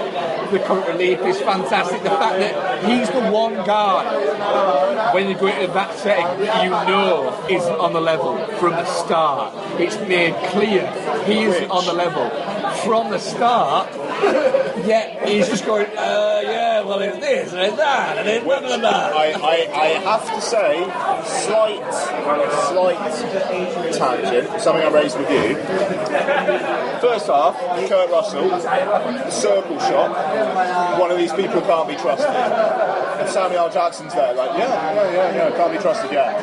Samuel Jackson knows Damien Bashir isn't on the level because he knows that Minnie doesn't employ Mexicans. Yep. Why doesn't he say? Because he wants all the bounties. Sorry? Because he wants the bounty. What impressions do you ever get that Jackson actually wants? And he doesn't know that they're the bounty. No. He wants her bounty. Oh, her bounty, maybe. Her bounty. But that's a big leap to take. But he's Let's come back to it. Yeah. I've checked it Number out. 2, Jennifer Jason Leigh, 'cause I think she's fantastic in a cast of all male characters apart from her, essentially, as a main You say cast. number 2? Number 2, yeah. You've got 2 more to go, haven't you? Right, no. You said Goggins or In Roth? this one. Goggins or... You said Goggins or Roth, yeah. Yeah, he said Roth. Oh, you said Tim Roth. I missed Tim Roth. Because in that, she holds her up as being the most manic and the most crazy and the most unhinged of a lot of them, and I like that in a woman. And then in one, Goggins, because let's be honest, he's great. Goggins is the shit. And do you know why Goggins is great? Really good. Because everything's laid on the line with it. I think he is the sheriff. I think he's got that by a pure accident, probably. He's also, he is a racist, but he's also incredibly impressed by Samuel Jackson's character. He's impressed by him. He's a little bit in awe of him. That's why he sides with him, because this guy goes completely against, quite literally, was against his values. Yet, he's completely in awe of him because of what he's achieved. He's the polar opposite of what he believes in, but he has this kind of weird kind of admiration and respect for him. So, I'll get through this quite quickly. Number 8, Damien Bashir. I think he was highly entertaining, but he was comic relief. And I would argue that he actually wasn't that hateful. No, he wasn't. But that comes to something I'm going to get to later. But that stop, tangent, Klaxon. Homer, that is the trope of westerns, that the Mexican is essentially there as, look, here's a Mexican, and he's a bit of a comic relief. Can I get me a half? I'll let you off. And it is a trope of westerns that you have essentially a token Mexican. IPF. Hold on. What do you let me finish this. I want you to hear my list. Christ, I want to get a drink. Oh, bloody hell. Can't argue with that. So, Damien Bashir, number 8. I really enjoyed him. And bear in mind, I don't think anyone was bad in this by any way, shape, or form. Number 7, Kurt Russell. Because I believe that Kurt Russell might have been a little bit too over the top. Did you hear my reaction there? Yeah, that was the girl you heard was here. A little bit over the top, and considering he's already been in one fantastic western this year, I felt that I was actually a bit... Tomahawk is a better film than The Hateful Eight. It is, actually. It is, I'm not lying. I believe, mainly for Richard Jenkins, but I believe... Tomahawk is a better film. No, I haven't disagreed with you. I believe that Kurt Russell was clearly having fun, don't get me wrong, but he was... I was getting a bit bored of his paranoia and like, so I get it, I get what you're doing. Like, You're like a wet blanket. he was having the same kind. I knew it was obvious he was going to get one of the first to die, and I was kind of waiting for it. Number 6, I haven't really thought about this. Who else is in the Can you show me the pictures? Whose have you ruined? No, I have 2 copies. Okay. What did I say to you? Will you just show it to You're going me? to give one to Andrew because you ruined your copy. I will do, yeah, of course I will. Okay. I don't know. You know what? I kind of like all these people.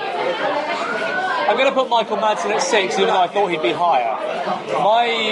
I'm good, I know it now. I genuinely don't look up at that. My problem with Michael Madsen... No, I like Michael Madsen in this because, yeah, he might not be giving the best performance, but there's something really nice about watching Michael Madsen's weathered old foot slip into that old comfortable shoe of Tarantino. Like, it made me feel a little bit warm inside. It didn't, mate. It literally is like his character in this quite literally is the great-great-great-grandfather of his character in Kill Bill. Well, and I wouldn't be surprised if Tarantino says that because the kind of cunt he is. But for about 2 hours of those 3, I actually kept thinking that maybe he genuinely is actually a good guy who is just going to see his mum. And I like the idea that Michael Madsen might just be the shit. The thing is, the fact that he's so shifty, it's like, what if it is just like, he doesn't really want to talk to these people, he just wants to sit in the corner and shit. Yeah.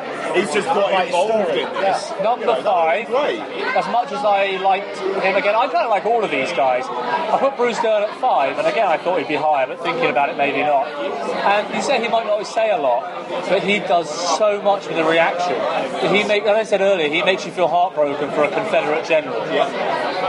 And I actually felt for him more than any of the others. It's not Bruce Dern that makes you feel that. But I love Bruce Dern. The story that makes you feel that. But it's his face. When it comes down to it, and it's like the deep, 70mm wide, in his face. To you, when we talk about Nebraska, don't you dare talk about that film unless you're going to tell me it's shit. Thank you. Is that I didn't. Give me a second. I've got an empty glass here I can smash over your head. No, because I didn't enjoy Nebraska. I'm not going to say anything. But my point is regarding Nebraska is when everyone was coming out with regards to Nebraska and saying, oh, Bruce Dern, look at this amazing performance in his delivery. It's like, wait a minute, hang on a minute. Bruce Dern's been in amazing performances for 40 odd fucking years. Why are people just getting on this now? Anyway, I thought he was quite brilliant. Number 4 is where I get tricky. I kind of want to say it's a tie and put 4 and 3 at the same. So I'll say them in this order. The entire top 4 at the same. Samuel L. Jackson, because he does this better than anyone with Tarantino, but he's done it better. But he's clearly having fun. Then Jennifer Jason Leigh, who I just thought, again, was relishing the chance to get her teeth into something. If maybe her character wasn't deep as I thought she might be, she is what they say from the beginning to her detriment, whereas someone I'm going to say later is what they say they are to their plus. And why I got 2 and 1? Tim Roth, because he was just, unlike Damien Bashir, who was also comic relief, Tim Roth has had a bit more to play. And that's not Bashir's fault, though. No, it's Tarantino's, but I think there's a balance between the character they're playing and the way they play it. Sure. Was that number 2? Number 1, Walton Goggins. I'm going to say 3 reasons. I'm going to make these reasons up. I think it's 3. 1, I still maintain The Shield is the greatest television show of all time and ended better than any other TV show of all time. To justify this, but and it's the most underrated performance ever in television. And it's nice to see Walton Goggins finally get a part he can sink his teeth into for a wider audience. Second of all, similar to what you said, his character is what he says he is. But also, that allows his character to grow and change, unlike any other. As you said, this is a character who is slightly impressed by the nigger he hates. By the end, they're friends, and you believe it. And there's more tension in what decision he's going to make when she offers that deal. Anything else? I didn't know which way that was going to go. And he goes from a caricature to someone where you are rooted on his face, because you can't read where he's going with it. And I just think, and then third, his name is amazing. He's Walton Goggins. I love it. But this leads me to, the reason I asked this question in the first place, leads me to the last thing I want to talk about with the Hateful Eight, is if you're going to insist that Damien Bashir is hateful, even though I didn't really get that, really this film should be called The Hateful Nine. Because Channing Tatum is as hateful, if not more so, than any of them. I think the great thing about Channing Tatum when he arrives is he struts about the place like a man who's wandering around going, I'm going to fucking quit a Tarantino movie. But if his name is Channing in the credits, the film should be called The Hateful Nine, he should be one of them. The thing is, fair enough. take out Damien Bashir. Take out Damien Bashir. Damien Bashir had about as much function as James Parks, Obi, the driver. And keep them in, but I don't know. I would have loved it if they had the balls to do a poster for this film that had 8 squares and the 8th one was a question mark. It would have been awesome. And they'd done a John Doe in 7 and kept the name out of the opening credits. It would have made sense. It would have been great. Because Channing Tatum is really the 8th hateful person in the film. He is. So you could argue that. I would argue, as much as he's having fun doing it, he's the weakest in it, and he took me out of the film quite considerably. But it's the Channing. I love Channing Tatum. It's who we're going to get in for a cameo, get Channing Tatum. But I do think that was played wrong. The fact that it's the fact that you get like the 4 passengers chapter starts, and it's like you're seeing their feet like step out of the stagecoach and whatnot, and like take those hats off, let me see your faces. It's like we already know who the faces are, and Channing Tatum's name is in the opening, so we know it's going to be him. Anyway, I'm going to say 2 things now. I really need a piss. Ian needs to get around it. Mark and Andy, you just talk for a bit, and we'll join you in a minute. I'd be interested to see. Just a half. I'd be interested to see IPA. What is not in the extended stuff. Because I could see Channing Tatum not been introduced until not the under the floorboard shot. Shot comes out to the floorboard. You don't know what it is. That would be great.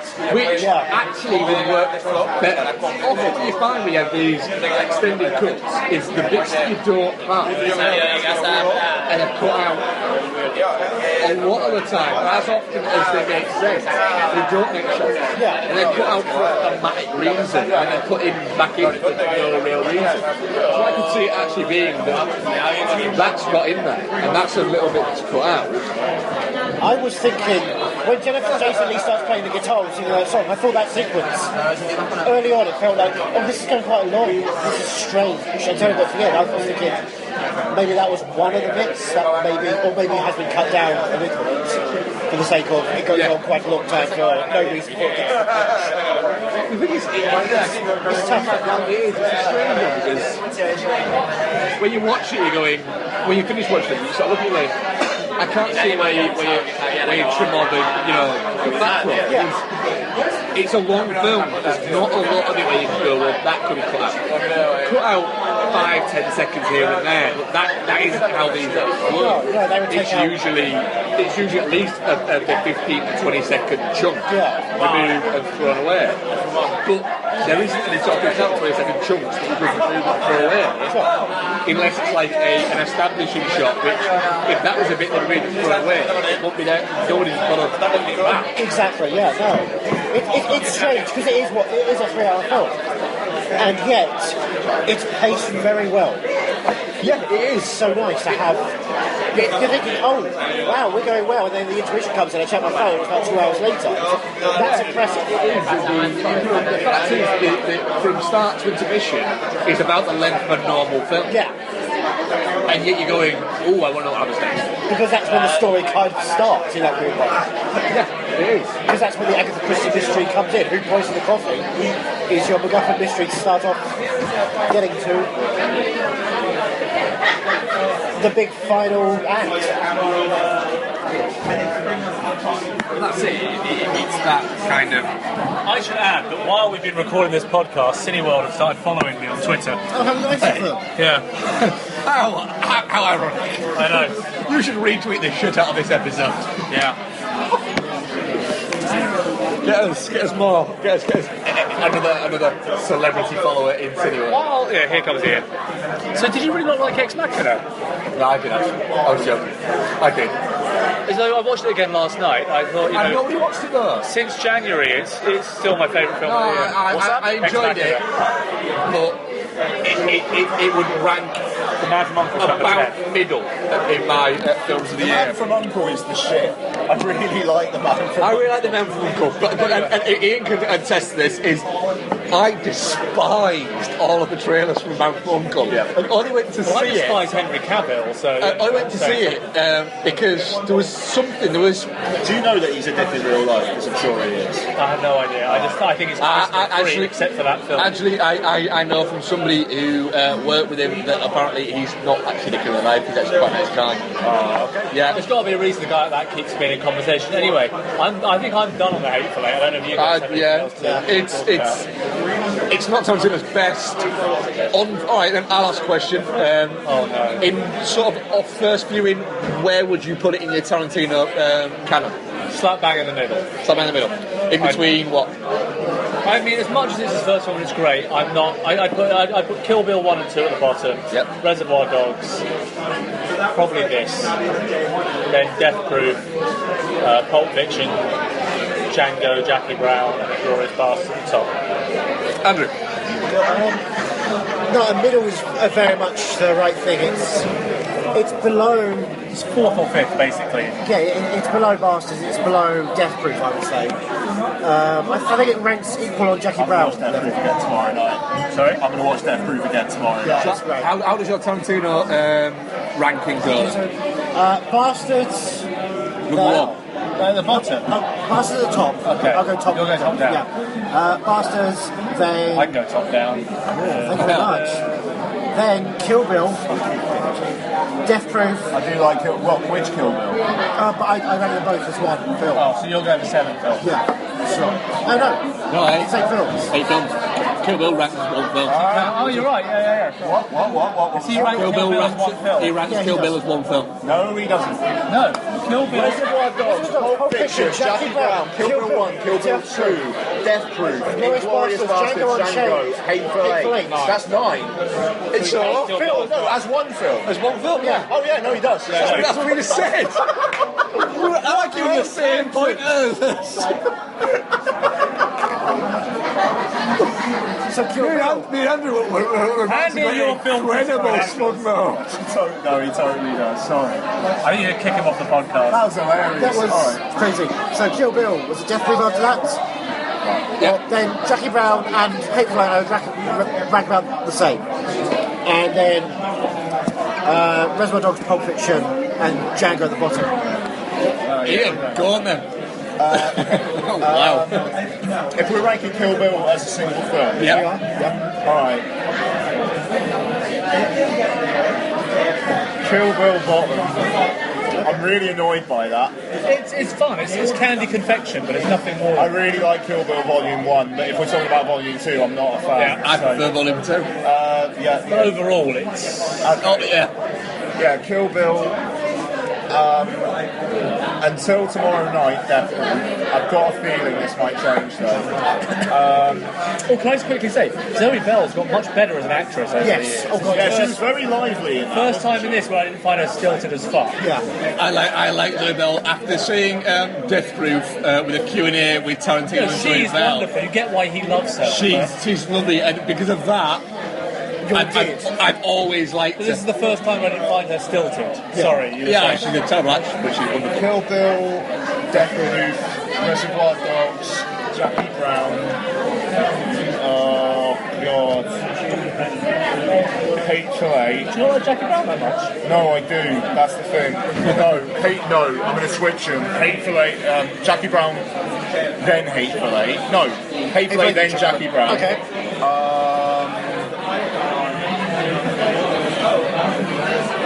Pulp Fiction. No. Have I said Django yet? No. Can I start again? Okay. Give me rewind. Kill Bill, Death Proof, The Hateful Eight, Jackie Brown, Pulp Fiction. No, fuck.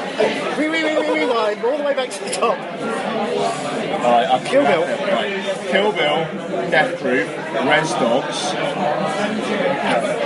Hateful Eight, Jackie Brown, Pulp Fiction. What? Django Bastards. Django and Bastards, that's all I've got left. Yeah. Oh yeah, Django Bastards. Okay, right. I should point out that these are all, at the very least, 4-star films. Oh yeah, absolutely, yeah. That's the difficult bit. Other than Billy Wilder, I think Tarantino might be the most consistent director of a certain era. Right, all right. I'm going to get pelters in a second. Yeah, I'm interested. From lowest highs, regarding that, I don't rank any Tarantino film below 4 out of 5. I fucking love Django, by the way. I just want to say, the last 20 minutes of that is a superhero origin film, and it's awesome. If you watch Django, before I go It's this, up there with The Cobbler. if you watch Django as a superhero origins In movie, terms of superhero origin films in the last 20 minutes. yes. The Coppermobile. That'd make a great double bill, wouldn't it? Django and The Cobbler. Yeah, Yes, it would. Better than Spotlight, I will argue. So I like Spotlight I'm a not going to lot. say that. I like Spotlight a lot, but it's no Big Short, and I enjoyed The Cobbler more. I enjoyed the Coppermobile. Spotlight was fine, it was harmless, it was very well acted, very well made, very measured. There's no All the President's Men, it's not a Best Picture winner, obviously. I want to get in the mood to punch Mark. Come on. I agree with everything you said. Bastards. I know my shit. My Bottom. I know a lot of people that have it at their least Bottom. favourite. Bastards. It's still a 4-star film for me. Kill Bill. Death Proof. Should be higher. Pulp Fiction. Then... No, not Pulp Fiction. Hateful Eight. Then Pulp Fiction. Actually, wait a minute, no. Hateful Eight probably ranks below Death Proof. So I'll start again. Bastards. Kill Bill. Don't forget about Hateful Eight. My problem.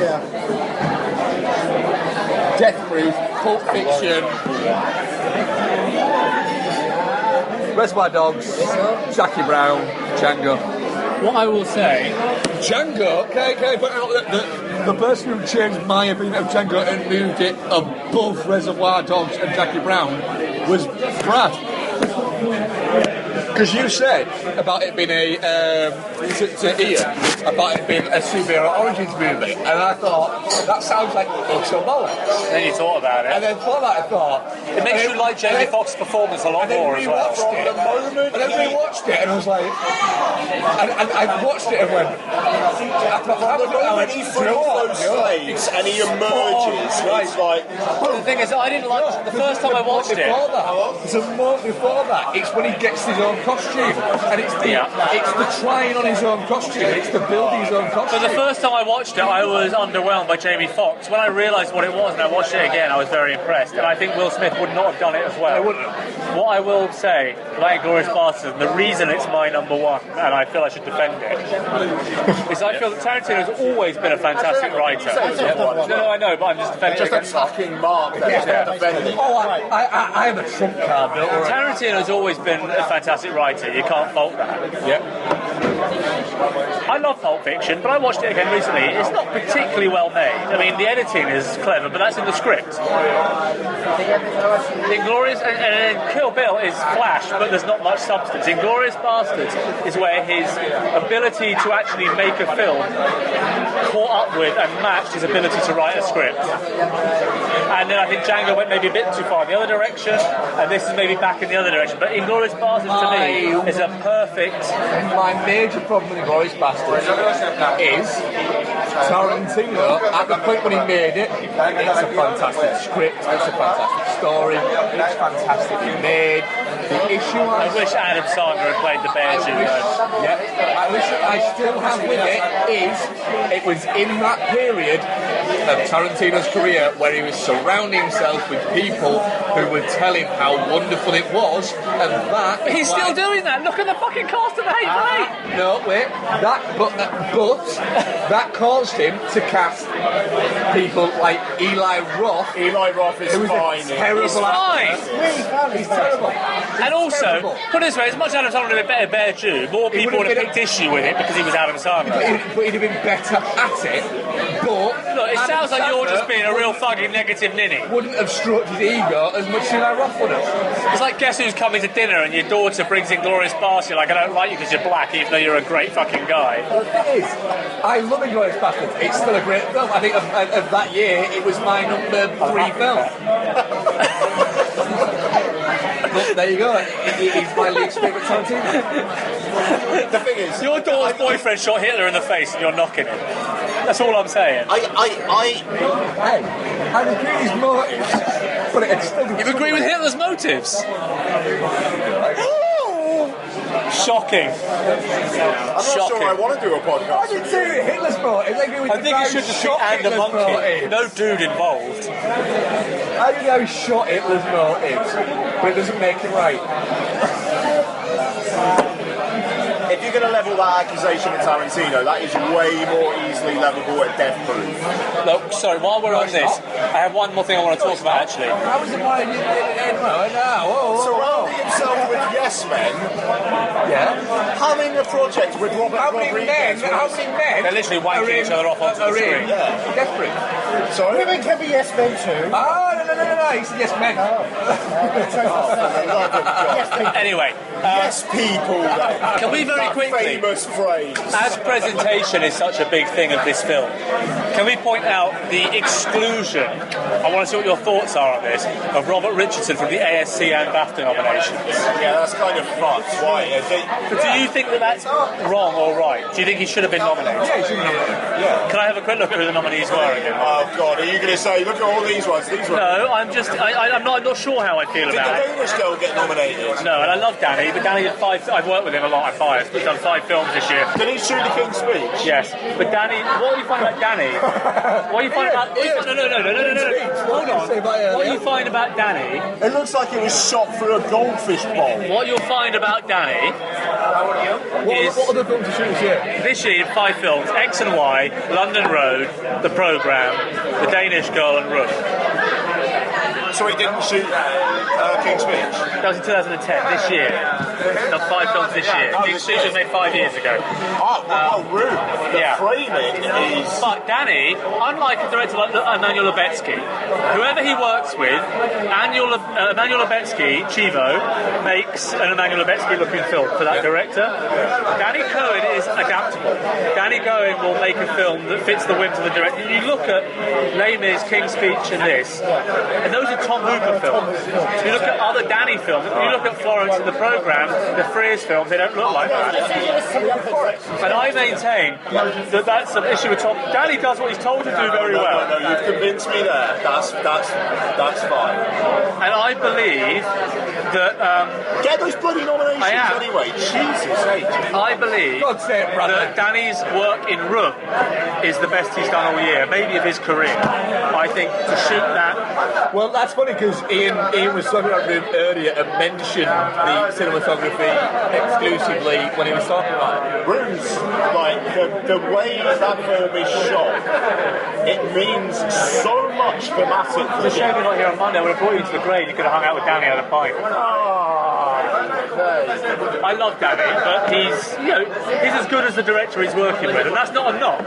There are a lot of DOPs. Can you genuinely tell him, please, that it's the first time cinematography has almost made me cry? I'll play him this thing. I love Danny, but the thing about Danny is I'm not knocking Roger Deakins, but if Danny was doing a Blade Runner sequel and they said copy Blade Runner, he'd copy it exactly.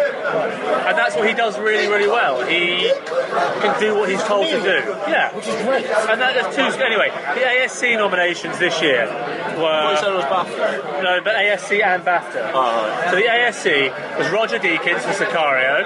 Yep. Janusz Kaminski for Bridge of Spies, Ed Luckman for Carol, Emmanuel Lubetsky for The Revenant, and John Seal for Mad Max Fury Road. The only one of those I have a problem with is Bridge of Spies. Me too. The only one I have the problem with is Carol, but before anyone starts fucking attacking me, I didn't dislike Carol. I just don't think it's as good a cinematography film as the film we just watched. No, the cinematography Cinematography in Carol brought me to tears just by sheer actions and framing. It is lovely. Yeah. I also think... I told you we had to fucking discuss Carol before we had the drink. Anyway, sorry, I don't want to get into the merits of those films, but I think Bridge of Spies has a sequence, the one where he's being chased by the FBI agent in the rain, that is up there with some of Janusz's best work, but the film as a whole doesn't stand out for me. Right. I would replace Janusz with Robert Richardson. I haven't seen Bridge of Spies, so I will agree with that. I watched Bridge of Spies the other day. Based on the lukewarm There is nothing in that film that isn't normal Janusz Kaminski glossy, and it doesn't have nearly as much of an effect as Robert Richardson does. So and I think there was some interesting framing in this, but I also don't think it's Robert Richardson's best work. And I do think the gimmick's working against him, that people are actively not voting for him because they think it's just a gimmick. So out of those, who would you give it to? What? Out of those, who would you give it to? Out of those, adding from Richardson into it, who would you give it to? I wouldn't give it to Mad Max Fury Road because I think it's as much a part of the visual effects supervisor as much as the cinematography. I imagine he was in there for the great visual effects, not saying anyone else, but I imagine he was probably in there. Like in the grade, in the visual effects, and it's his decisions. But anyway, I would love to give it to Ed Luckman for Carol, but as cliche as it is, Lubetsky knocked it out of the fucking park with The Revenant. He did things I haven't seen before. You know, I kind of want to see him do something that doesn't look like all his other films, but it was incredible. If I was giving it, it would be Anomalisa, Son of Saul, or It Follows, which I know you don't enjoy, but those are three films. It looks good. I don't like shit. I disagree. I It Follows in cinematography made me so happy. I don't like shit. I want to get a list of the BAFTAs though. Here we go. That's not a discussion we need to have. I'm not just being contrarian. I genuinely do think like shit. Spoiler alert, top 5 disappointments will have our chance. But disappointments? Just because of what people are saying about it.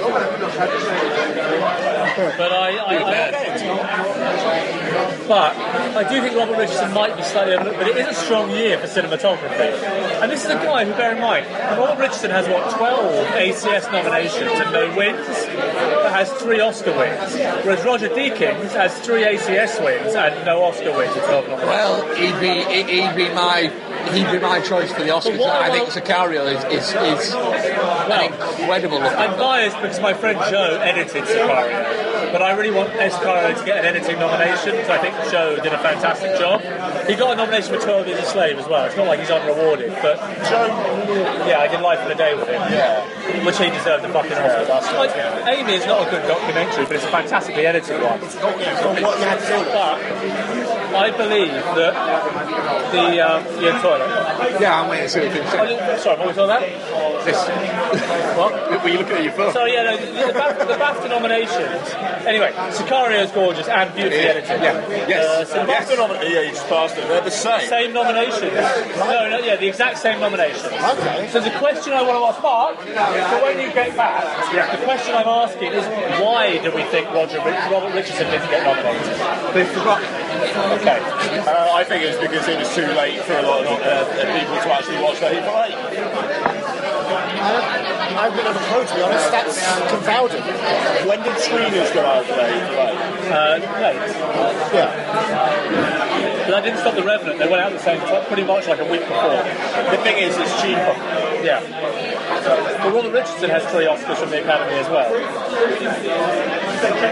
But it's like Chibo is he's so hot right now. You know what? This is a complete conspiracy theory. I believe is that especially since they opened it up to a wider pool.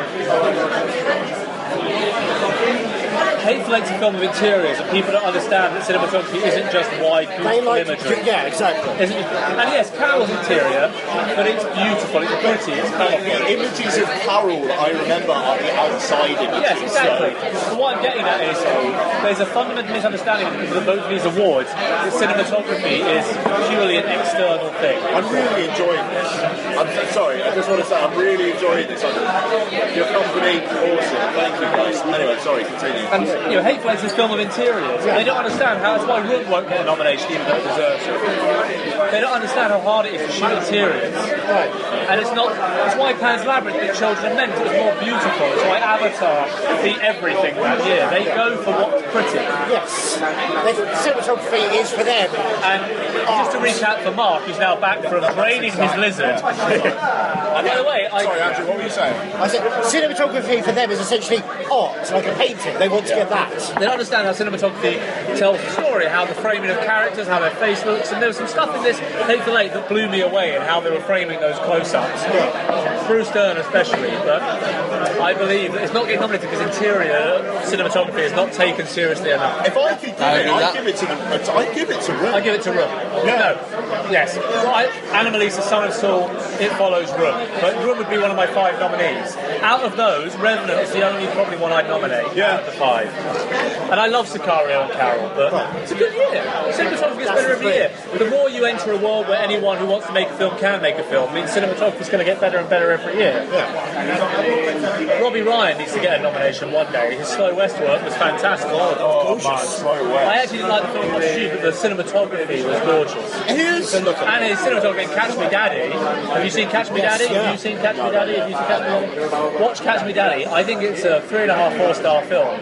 But he works on a budget that was like 250 grand. That makes sense. And there's limitations there. Some of it doesn't work, but he uses those limitations to tell that story incredibly well. I think it might be Robbie's best work, and I've worked with him on Philomena. Can I go tangent classic? Sorry, yeah. Slightly. Slow West. Everybody seen it? Yeah. Right. What do you think the reasons are for that aspect? I don't know. What was it again? It was like the Jurassic World ratio.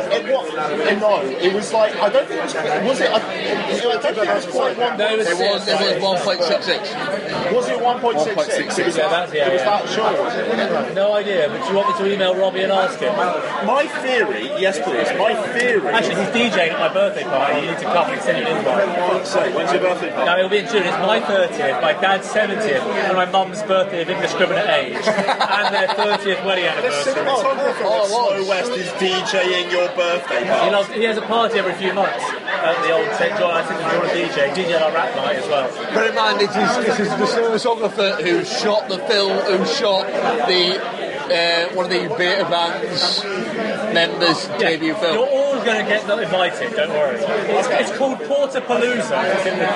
That sounds fucking amazing. It'll be June or July. I'm really looking forward to that. I'm going to send invites out by the end of the month. Seriously? So you've got lots of time. Oh, super duper. My theory on it is just that film is already very off kilter, like the mix of accents and just the kind of the weird shit. I'm going to email Robbie now while we're talking about it. My theory is that aspect ratio is to further enhance the slightly not normal feel. So it's heightened. Yeah. They've changed it to the point that you're not expecting something you're not expecting. Yeah, just to heighten that something's not quite right. Yeah, okay. That's my theory on it, and I think it's using that to enhance the story. Well, that does track, because when I was watching it, I was thinking, okay, we're just going to watch an indie western film that's going to become something quite quiet, and obviously it's kind of zany and strange, and you're never quite getting a right handle on it in the best way. Almington, the Slow West isn't a western in any way at all. We're going to talk about Slow West later on. But no, if you want to, feel free though. It's and that's not a criticism of the film, but I do think it is a film that's set in the West. Thinking about it, we're going to be really drunk by the time we get to our list. I know. It's going to be better than It's going to be amazing. Discussions. I know. Right. It's going to be a mess. It's going to be like 5 hours long, this thing, isn't it? Well, maybe we do this is one part of the show, and then the top, what is it? The review show is another show. Nah, just stick it all out. I'm editing it, motherfucker. It's up to fucking you, man, but fuck. We've got to listen to a lot of crap to get to our best stuff. Boring question, I know, but I have to ask. You don't have to ask him.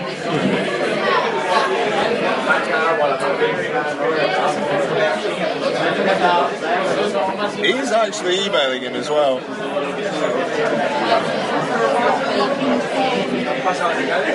Give him my theory. I want to know if I'm right. This is exciting. Bloody hell, we've been recording for well over an hour and a half. I know. Waffle. Does it kind of feel like we're done? No. This is we are descending into, that thing where people go, the problem with British podcast is it's just a bunch of people chatting. Well, fuck you. What's your reason again? Right, I think that it's to complement the off-kilter nature of the film as a whole, like the differing accents and the kind of the fact that there is a through line, but it's kind of made up of scenes of random shit. And I think that the framing is just to get people used to this isn't your... Does that sound sensible? How do you feel about that?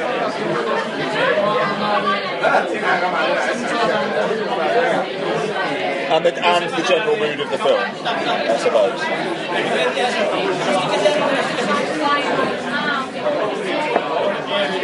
Fucking love Robbie. Right, I'm going to try and remember if we get a response over the next week. Yeah, nice one, and I'll read out what he said. So that'll be interesting. So what else did you guys want to talk about tonight? Or are you done? Oh no, we've got our entire end of year show. So what are you doing in your end of year show? Top 10, bottom 10, top 5 surprises, top 5 disappointments. Can I rattle through my answers? Yeah, absolutely. I have to leave in 20 minutes. No, I love it. No, absolutely. I'm going to bring up my Letterboxd account to help me. And you can all shout at me and I can go home. I'd love to stay all night, 2 listeners, but we get about 100 listeners. You mean you listen? I'm sure they don't just listen to it over and over again. I have 4 different. Download it. Where? I have 4. I've never listened to it. I know you haven't. I have 4 different 30th birthday parties to go to. Do you know why I don't listen? I really like you. You keep apologising for tangents. I really like you. I'm just saying. You keep apologising for tangents. I always feel like you're scared. Whenever I meet you in the street and I talk, you always sort of look a bit like... It's like, yeah, no, that's a face. I know that. I follow you and I know the name, and suddenly... But in the moment, who are you? Whenever I see you, you're always like, I want to be your friend. Hug me, please. Hold on. So I saw you with a dog one time. That was the freaky part. I don't like animals. I was with Tracy's dog. Yes. Yeah. Anyway, Dog you bought on Instagram. my dog's Staffordshire Terrier. This is a border collie. Anyway, so you tell me, what are your questions for the end of year show? I'm going to rattle through. We have a top 10. Generally, guys, because to be fair, I think we should get some food in a bit. Andrew, do you want to join us for food? I would love food. You might pause it and do the rest later. Sorry? Is that what you're saying? Pause it and do the rest later. Yeah. Can I rattle through mine while we're here? Oh, yeah, of course you So can. what questions are you asking me for your end of year show? So, I mean, for Andrew as well, I mean, like, the He's surprise... staying with you, isn't he? So. It's a bit probably not recording. We'll probably, like, go off. What do you want me to start with? Fucking just surprises and disappointments. Top 5 surprises, top 5 disappointments. I'll start with my disappointments. Now, I'm going to go from my least of 2015 list, but I'll just do the disappointments. So High Rise doesn't count, so I knew I was going to hate it. And bear in mind, I count anything I've seen this year. I fucking hated it. That's fun. Don't Grow Up. When you guys get to see Don't Grow Up, I want you all to see it, so you can hate it just as much as you see that.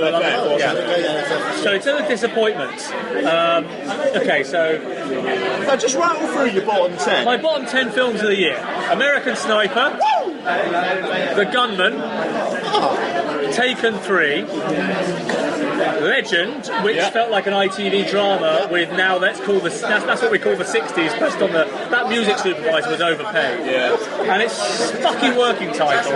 I can't really say this, but fuck them. It's like, you know, The Wizard of Oz, right? When you're at film school, you believe that working title is the great white hope of British cinema. Yes, absolutely. Actually, it's the fucking guy pulling the strings behind the fucking curtain, and Bevan's head is there on the fucking curtain. Anyway, The Visit, M. Night Shyamalan. Spectre, number 5, which I'm not getting into. Everly was Salma Hayek. And then what I call my vile rape duo of the year, Corpse of Anna Fritz and High Rise, and then Don't Grow Up, which is the worst film anyone will ever see in their life. Somehow was a world premiere on a film festival. But if we're going actual disappointments, out of this 20, I would say Pan, because Joe Wright I love, and that was just a mess. Okay. Jupiter Ascending, because I always like to believe the Wachowskis actually know what they're doing deep down. Black Cat's also on my favourite films, though. It's on both lists. In terms of disappointments, ones I thought were going to be good and actually weren't. Child 44, because you don't fuck that cast up. I mean, what a cast. I completely didn't watch that because of the word. Like, it's like, I'm going to watch Legend, again, poor Tom Hardy, and Spectre, which was after Skyfall, which is a high point. What's that one? Is that I like Skyfall. That's Terminator Genesis. Oh, right. But I knew it was going to be shit. The disappointment, Spectre, Skyfall was our bottom high point. Surprises. Those are my worst films, least favourite films of the year. Surprises then. Oh, Pan. Shit, really? I'm going to watch that tomorrow. What? Pan. Yeah. What are your I love surprises Joe Wright. of the year? My surprise of the year, I've got to go to my favourite list. Is it that and then favourites? Is that the two last? Yeah, you can do surprises. There's no other question after them. Nope. Okay. So surprises, then favourite films. Yeah. Okay. So assuming that I count films I saw at festivals and other things as well, BAFTA screenings and everything else. It's really supposed to be... You mentioned some stuff. Anything you've seen. Do you want me to keep it to films that had a UK release in the BAFTA window? No, do you know what? Okay, no, Anything you just go. saw in that month. Okay, surprises. Films that I expected to... that I was surprised at how much I loved. Okay.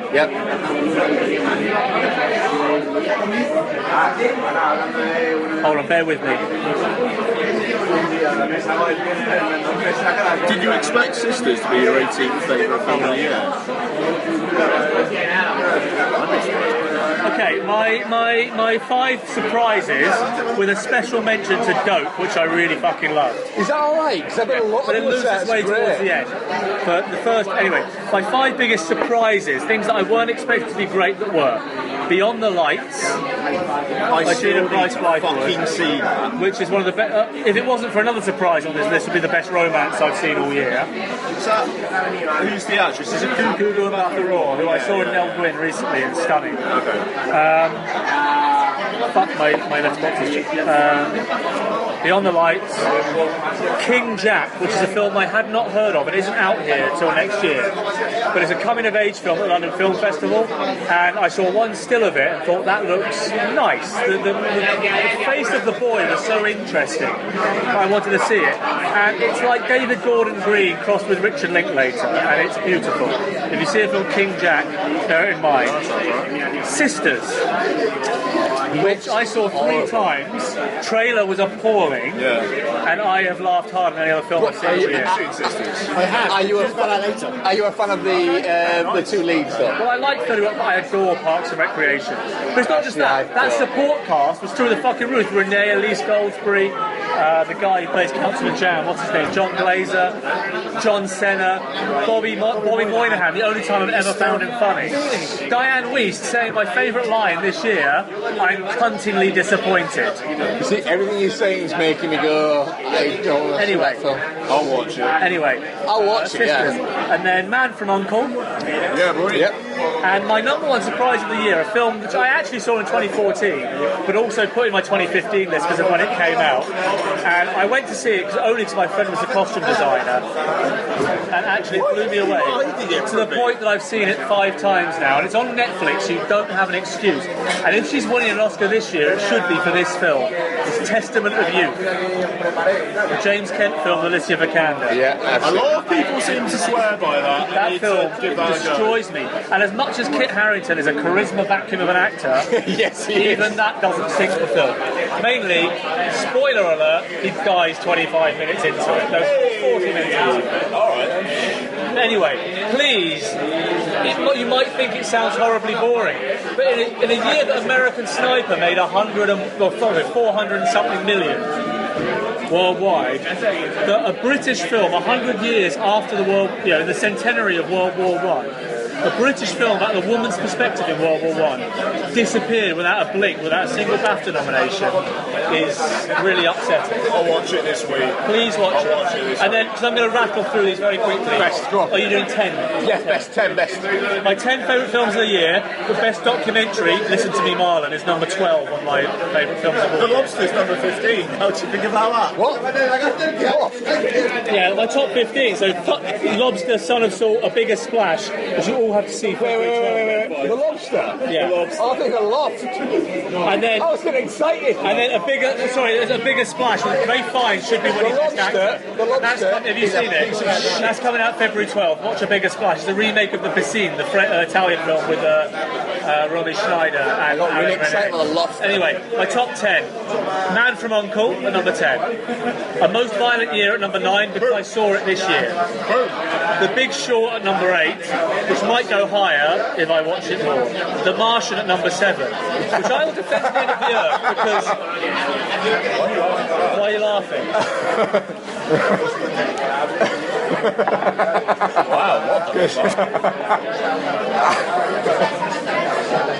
Slight spoiler alert for my top 10.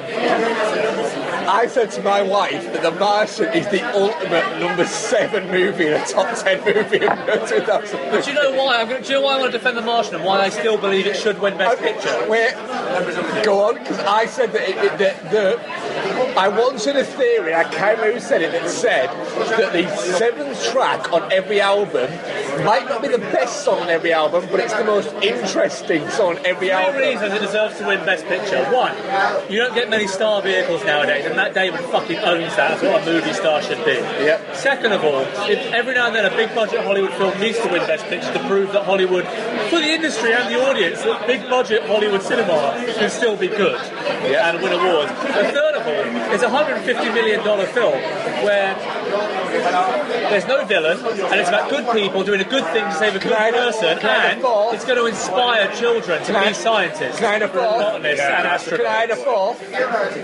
A fourth would be, would any of us here, sat down, whether or not it's our top 10 or not, right, feel badly against it winning Best Picture?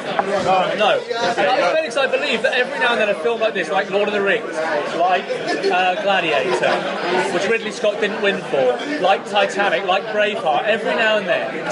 No, Braveheart's a fucking terrible movie. Soderbergh, yeah. Every now and then a film like that needs to win Best Picture. To say that it's not all about the critics, it's about out. Absolutely agree. What's number 6? Number 6, Furious 7. Boom. Yep. Good one. Number 5, as already discussed, Testament of Youth. Number 4, Mad Max Fury Road. Yep. Can't fault it. I mean, I went back and forth for my top 4. Number 3, and I'm an apologist for him, but as you know, I'm not a fan of the director, Steve Jobs. Okay. This is the first film I've watched where Danny Boyle delivered a third act for me. Other than Life Less Ordinary, which is still my favourite Danny Boyle. To be fair, the producer of Sunshine told me to my face they didn't know what they were doing with the third act. I'm upset that you abandoned your book, so Mark was totally willing to do an interview with the production designer. Which is strange because you get a feeling that Danny Boyle totally fucking checks out halfway through that film. But I believe that Danny Boyle, talking to a lot of people that worked on it, knowing that Danny had such a tight time limit to make that film, meant that he actually couldn't overthink it and just had to shoot what was written and just did it.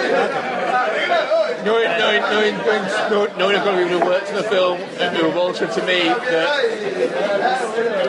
Boyle was concentrating on his next film halfway through it, and then when it didn't happen, all I know got pissed off. is I went to see Steve Jobs, and I booked tickets to the Cineworld in the biggest screen, and it was moved to the smallest screen because Lady in the Van was selling out. Yeah. So me and my dad went to see Lady in the Van the next day, thinking, why not? Oh, it's the Cineworld card, number 1. And it was fine. My dad said to me afterwards, how long was that film? He said, an hour and 40 minutes. He said, how long was Steve Jobs? 2 hours and 3 minutes. I'd already seen Steve Jobs. He went, why is it that Steve Jobs felt like it lasted half an hour, and I felt like I spent my whole afternoon watching Lady in the Van? Anyway. Can I just say as well, the book, there was a mixture of factors. One of them kind of being Donna was pregnant and I couldn't go doing shit. Then you realised the film wasn't worth writing about. You know that's not the fucking reason. In fairness, you know that's not the reason. I will admit, I was worried about the fact. That sounds like a skinny young Richard Linklater. Yes, he really does. I will say, I was worried about spending a couple of years of my life on a book just about my favourite film, just to be told. Only you believe in it, you should do it. Don't let other people's opinions factor. There was a couple of years my wife was pregnant. Yeah, you bailed, it's fine. Fuck off. Oh, Brad, come on, that's not cool. Yeah, but you could have picked it up again by now. I genuinely couldn't. It's not like you actually do any work at work. So, I hope he's joking. number 2, Carol. Because I sat through that whole London Film Festival, and I'm including Bigger Splash, Son of Sword, all these films, Anomalisa, and didn't cry once until I watched Carol. And when you're watching 37 films in 3.5 weeks, when one actually moves you, it's worth recognition. And I just thought it was beautiful. Number 1, I've said it enough, Ex Machina. Since January, that film stuck with me. I watched it again. There are better films out there, maybe, but that film just worked for me. Hey, if it worked for you. It's got my, probably, Adam Driver accepted, God bless Star Wars, has my 3 favourite young actors in it. And one of the only, Donald Gleeson, Alicia Vikander and Oscar Isaac. And when, anyway, that's me, done. That's good. Cool. I need to go for a pee. I need a pee as well. So do I. Do you want to pick this up when you eat? Yeah, okay. And that'll be then. That's like a whole episode of the normal show. Bye, Brad. I could talk to you for a bit more, but I don't want to do this anymore. No, I know. Bye, Brad. Bye! See you in a minute, Andrew. See you in a bit. Oh. When you think of me, think of scallops. No idea what that means. And that's going to do it for the first part of episode 142. I think I'm getting that right, of Dude and the Monkey. Thanks again to Brad Porter at Mr. Bontercode on Twitter. His short film he mentioned there, Og Lang Syne, he's put up on Vimeo. And it's worth a watch, despite what he says. And looking forward to his Denis Ménochet short film with him as Santa Claus. That's going to be interesting. And thanks to Andrew as well at Ethan Run on Twitter for indulging us, basically. So the next part of the show is going to be up in the next few days. Will contain Mark and I. It's primarily just Mark and I, but there is a bit of Andrew in there as well. And we'll be within the next few days. And hope you like the show. Feedback always appreciated. dudeandthemonkey@gmail.com, at dudeandthemonkey, at Ian Loring, at dudefoz, and we'll speak to you in the next few days. Bye bye. What was that, lots?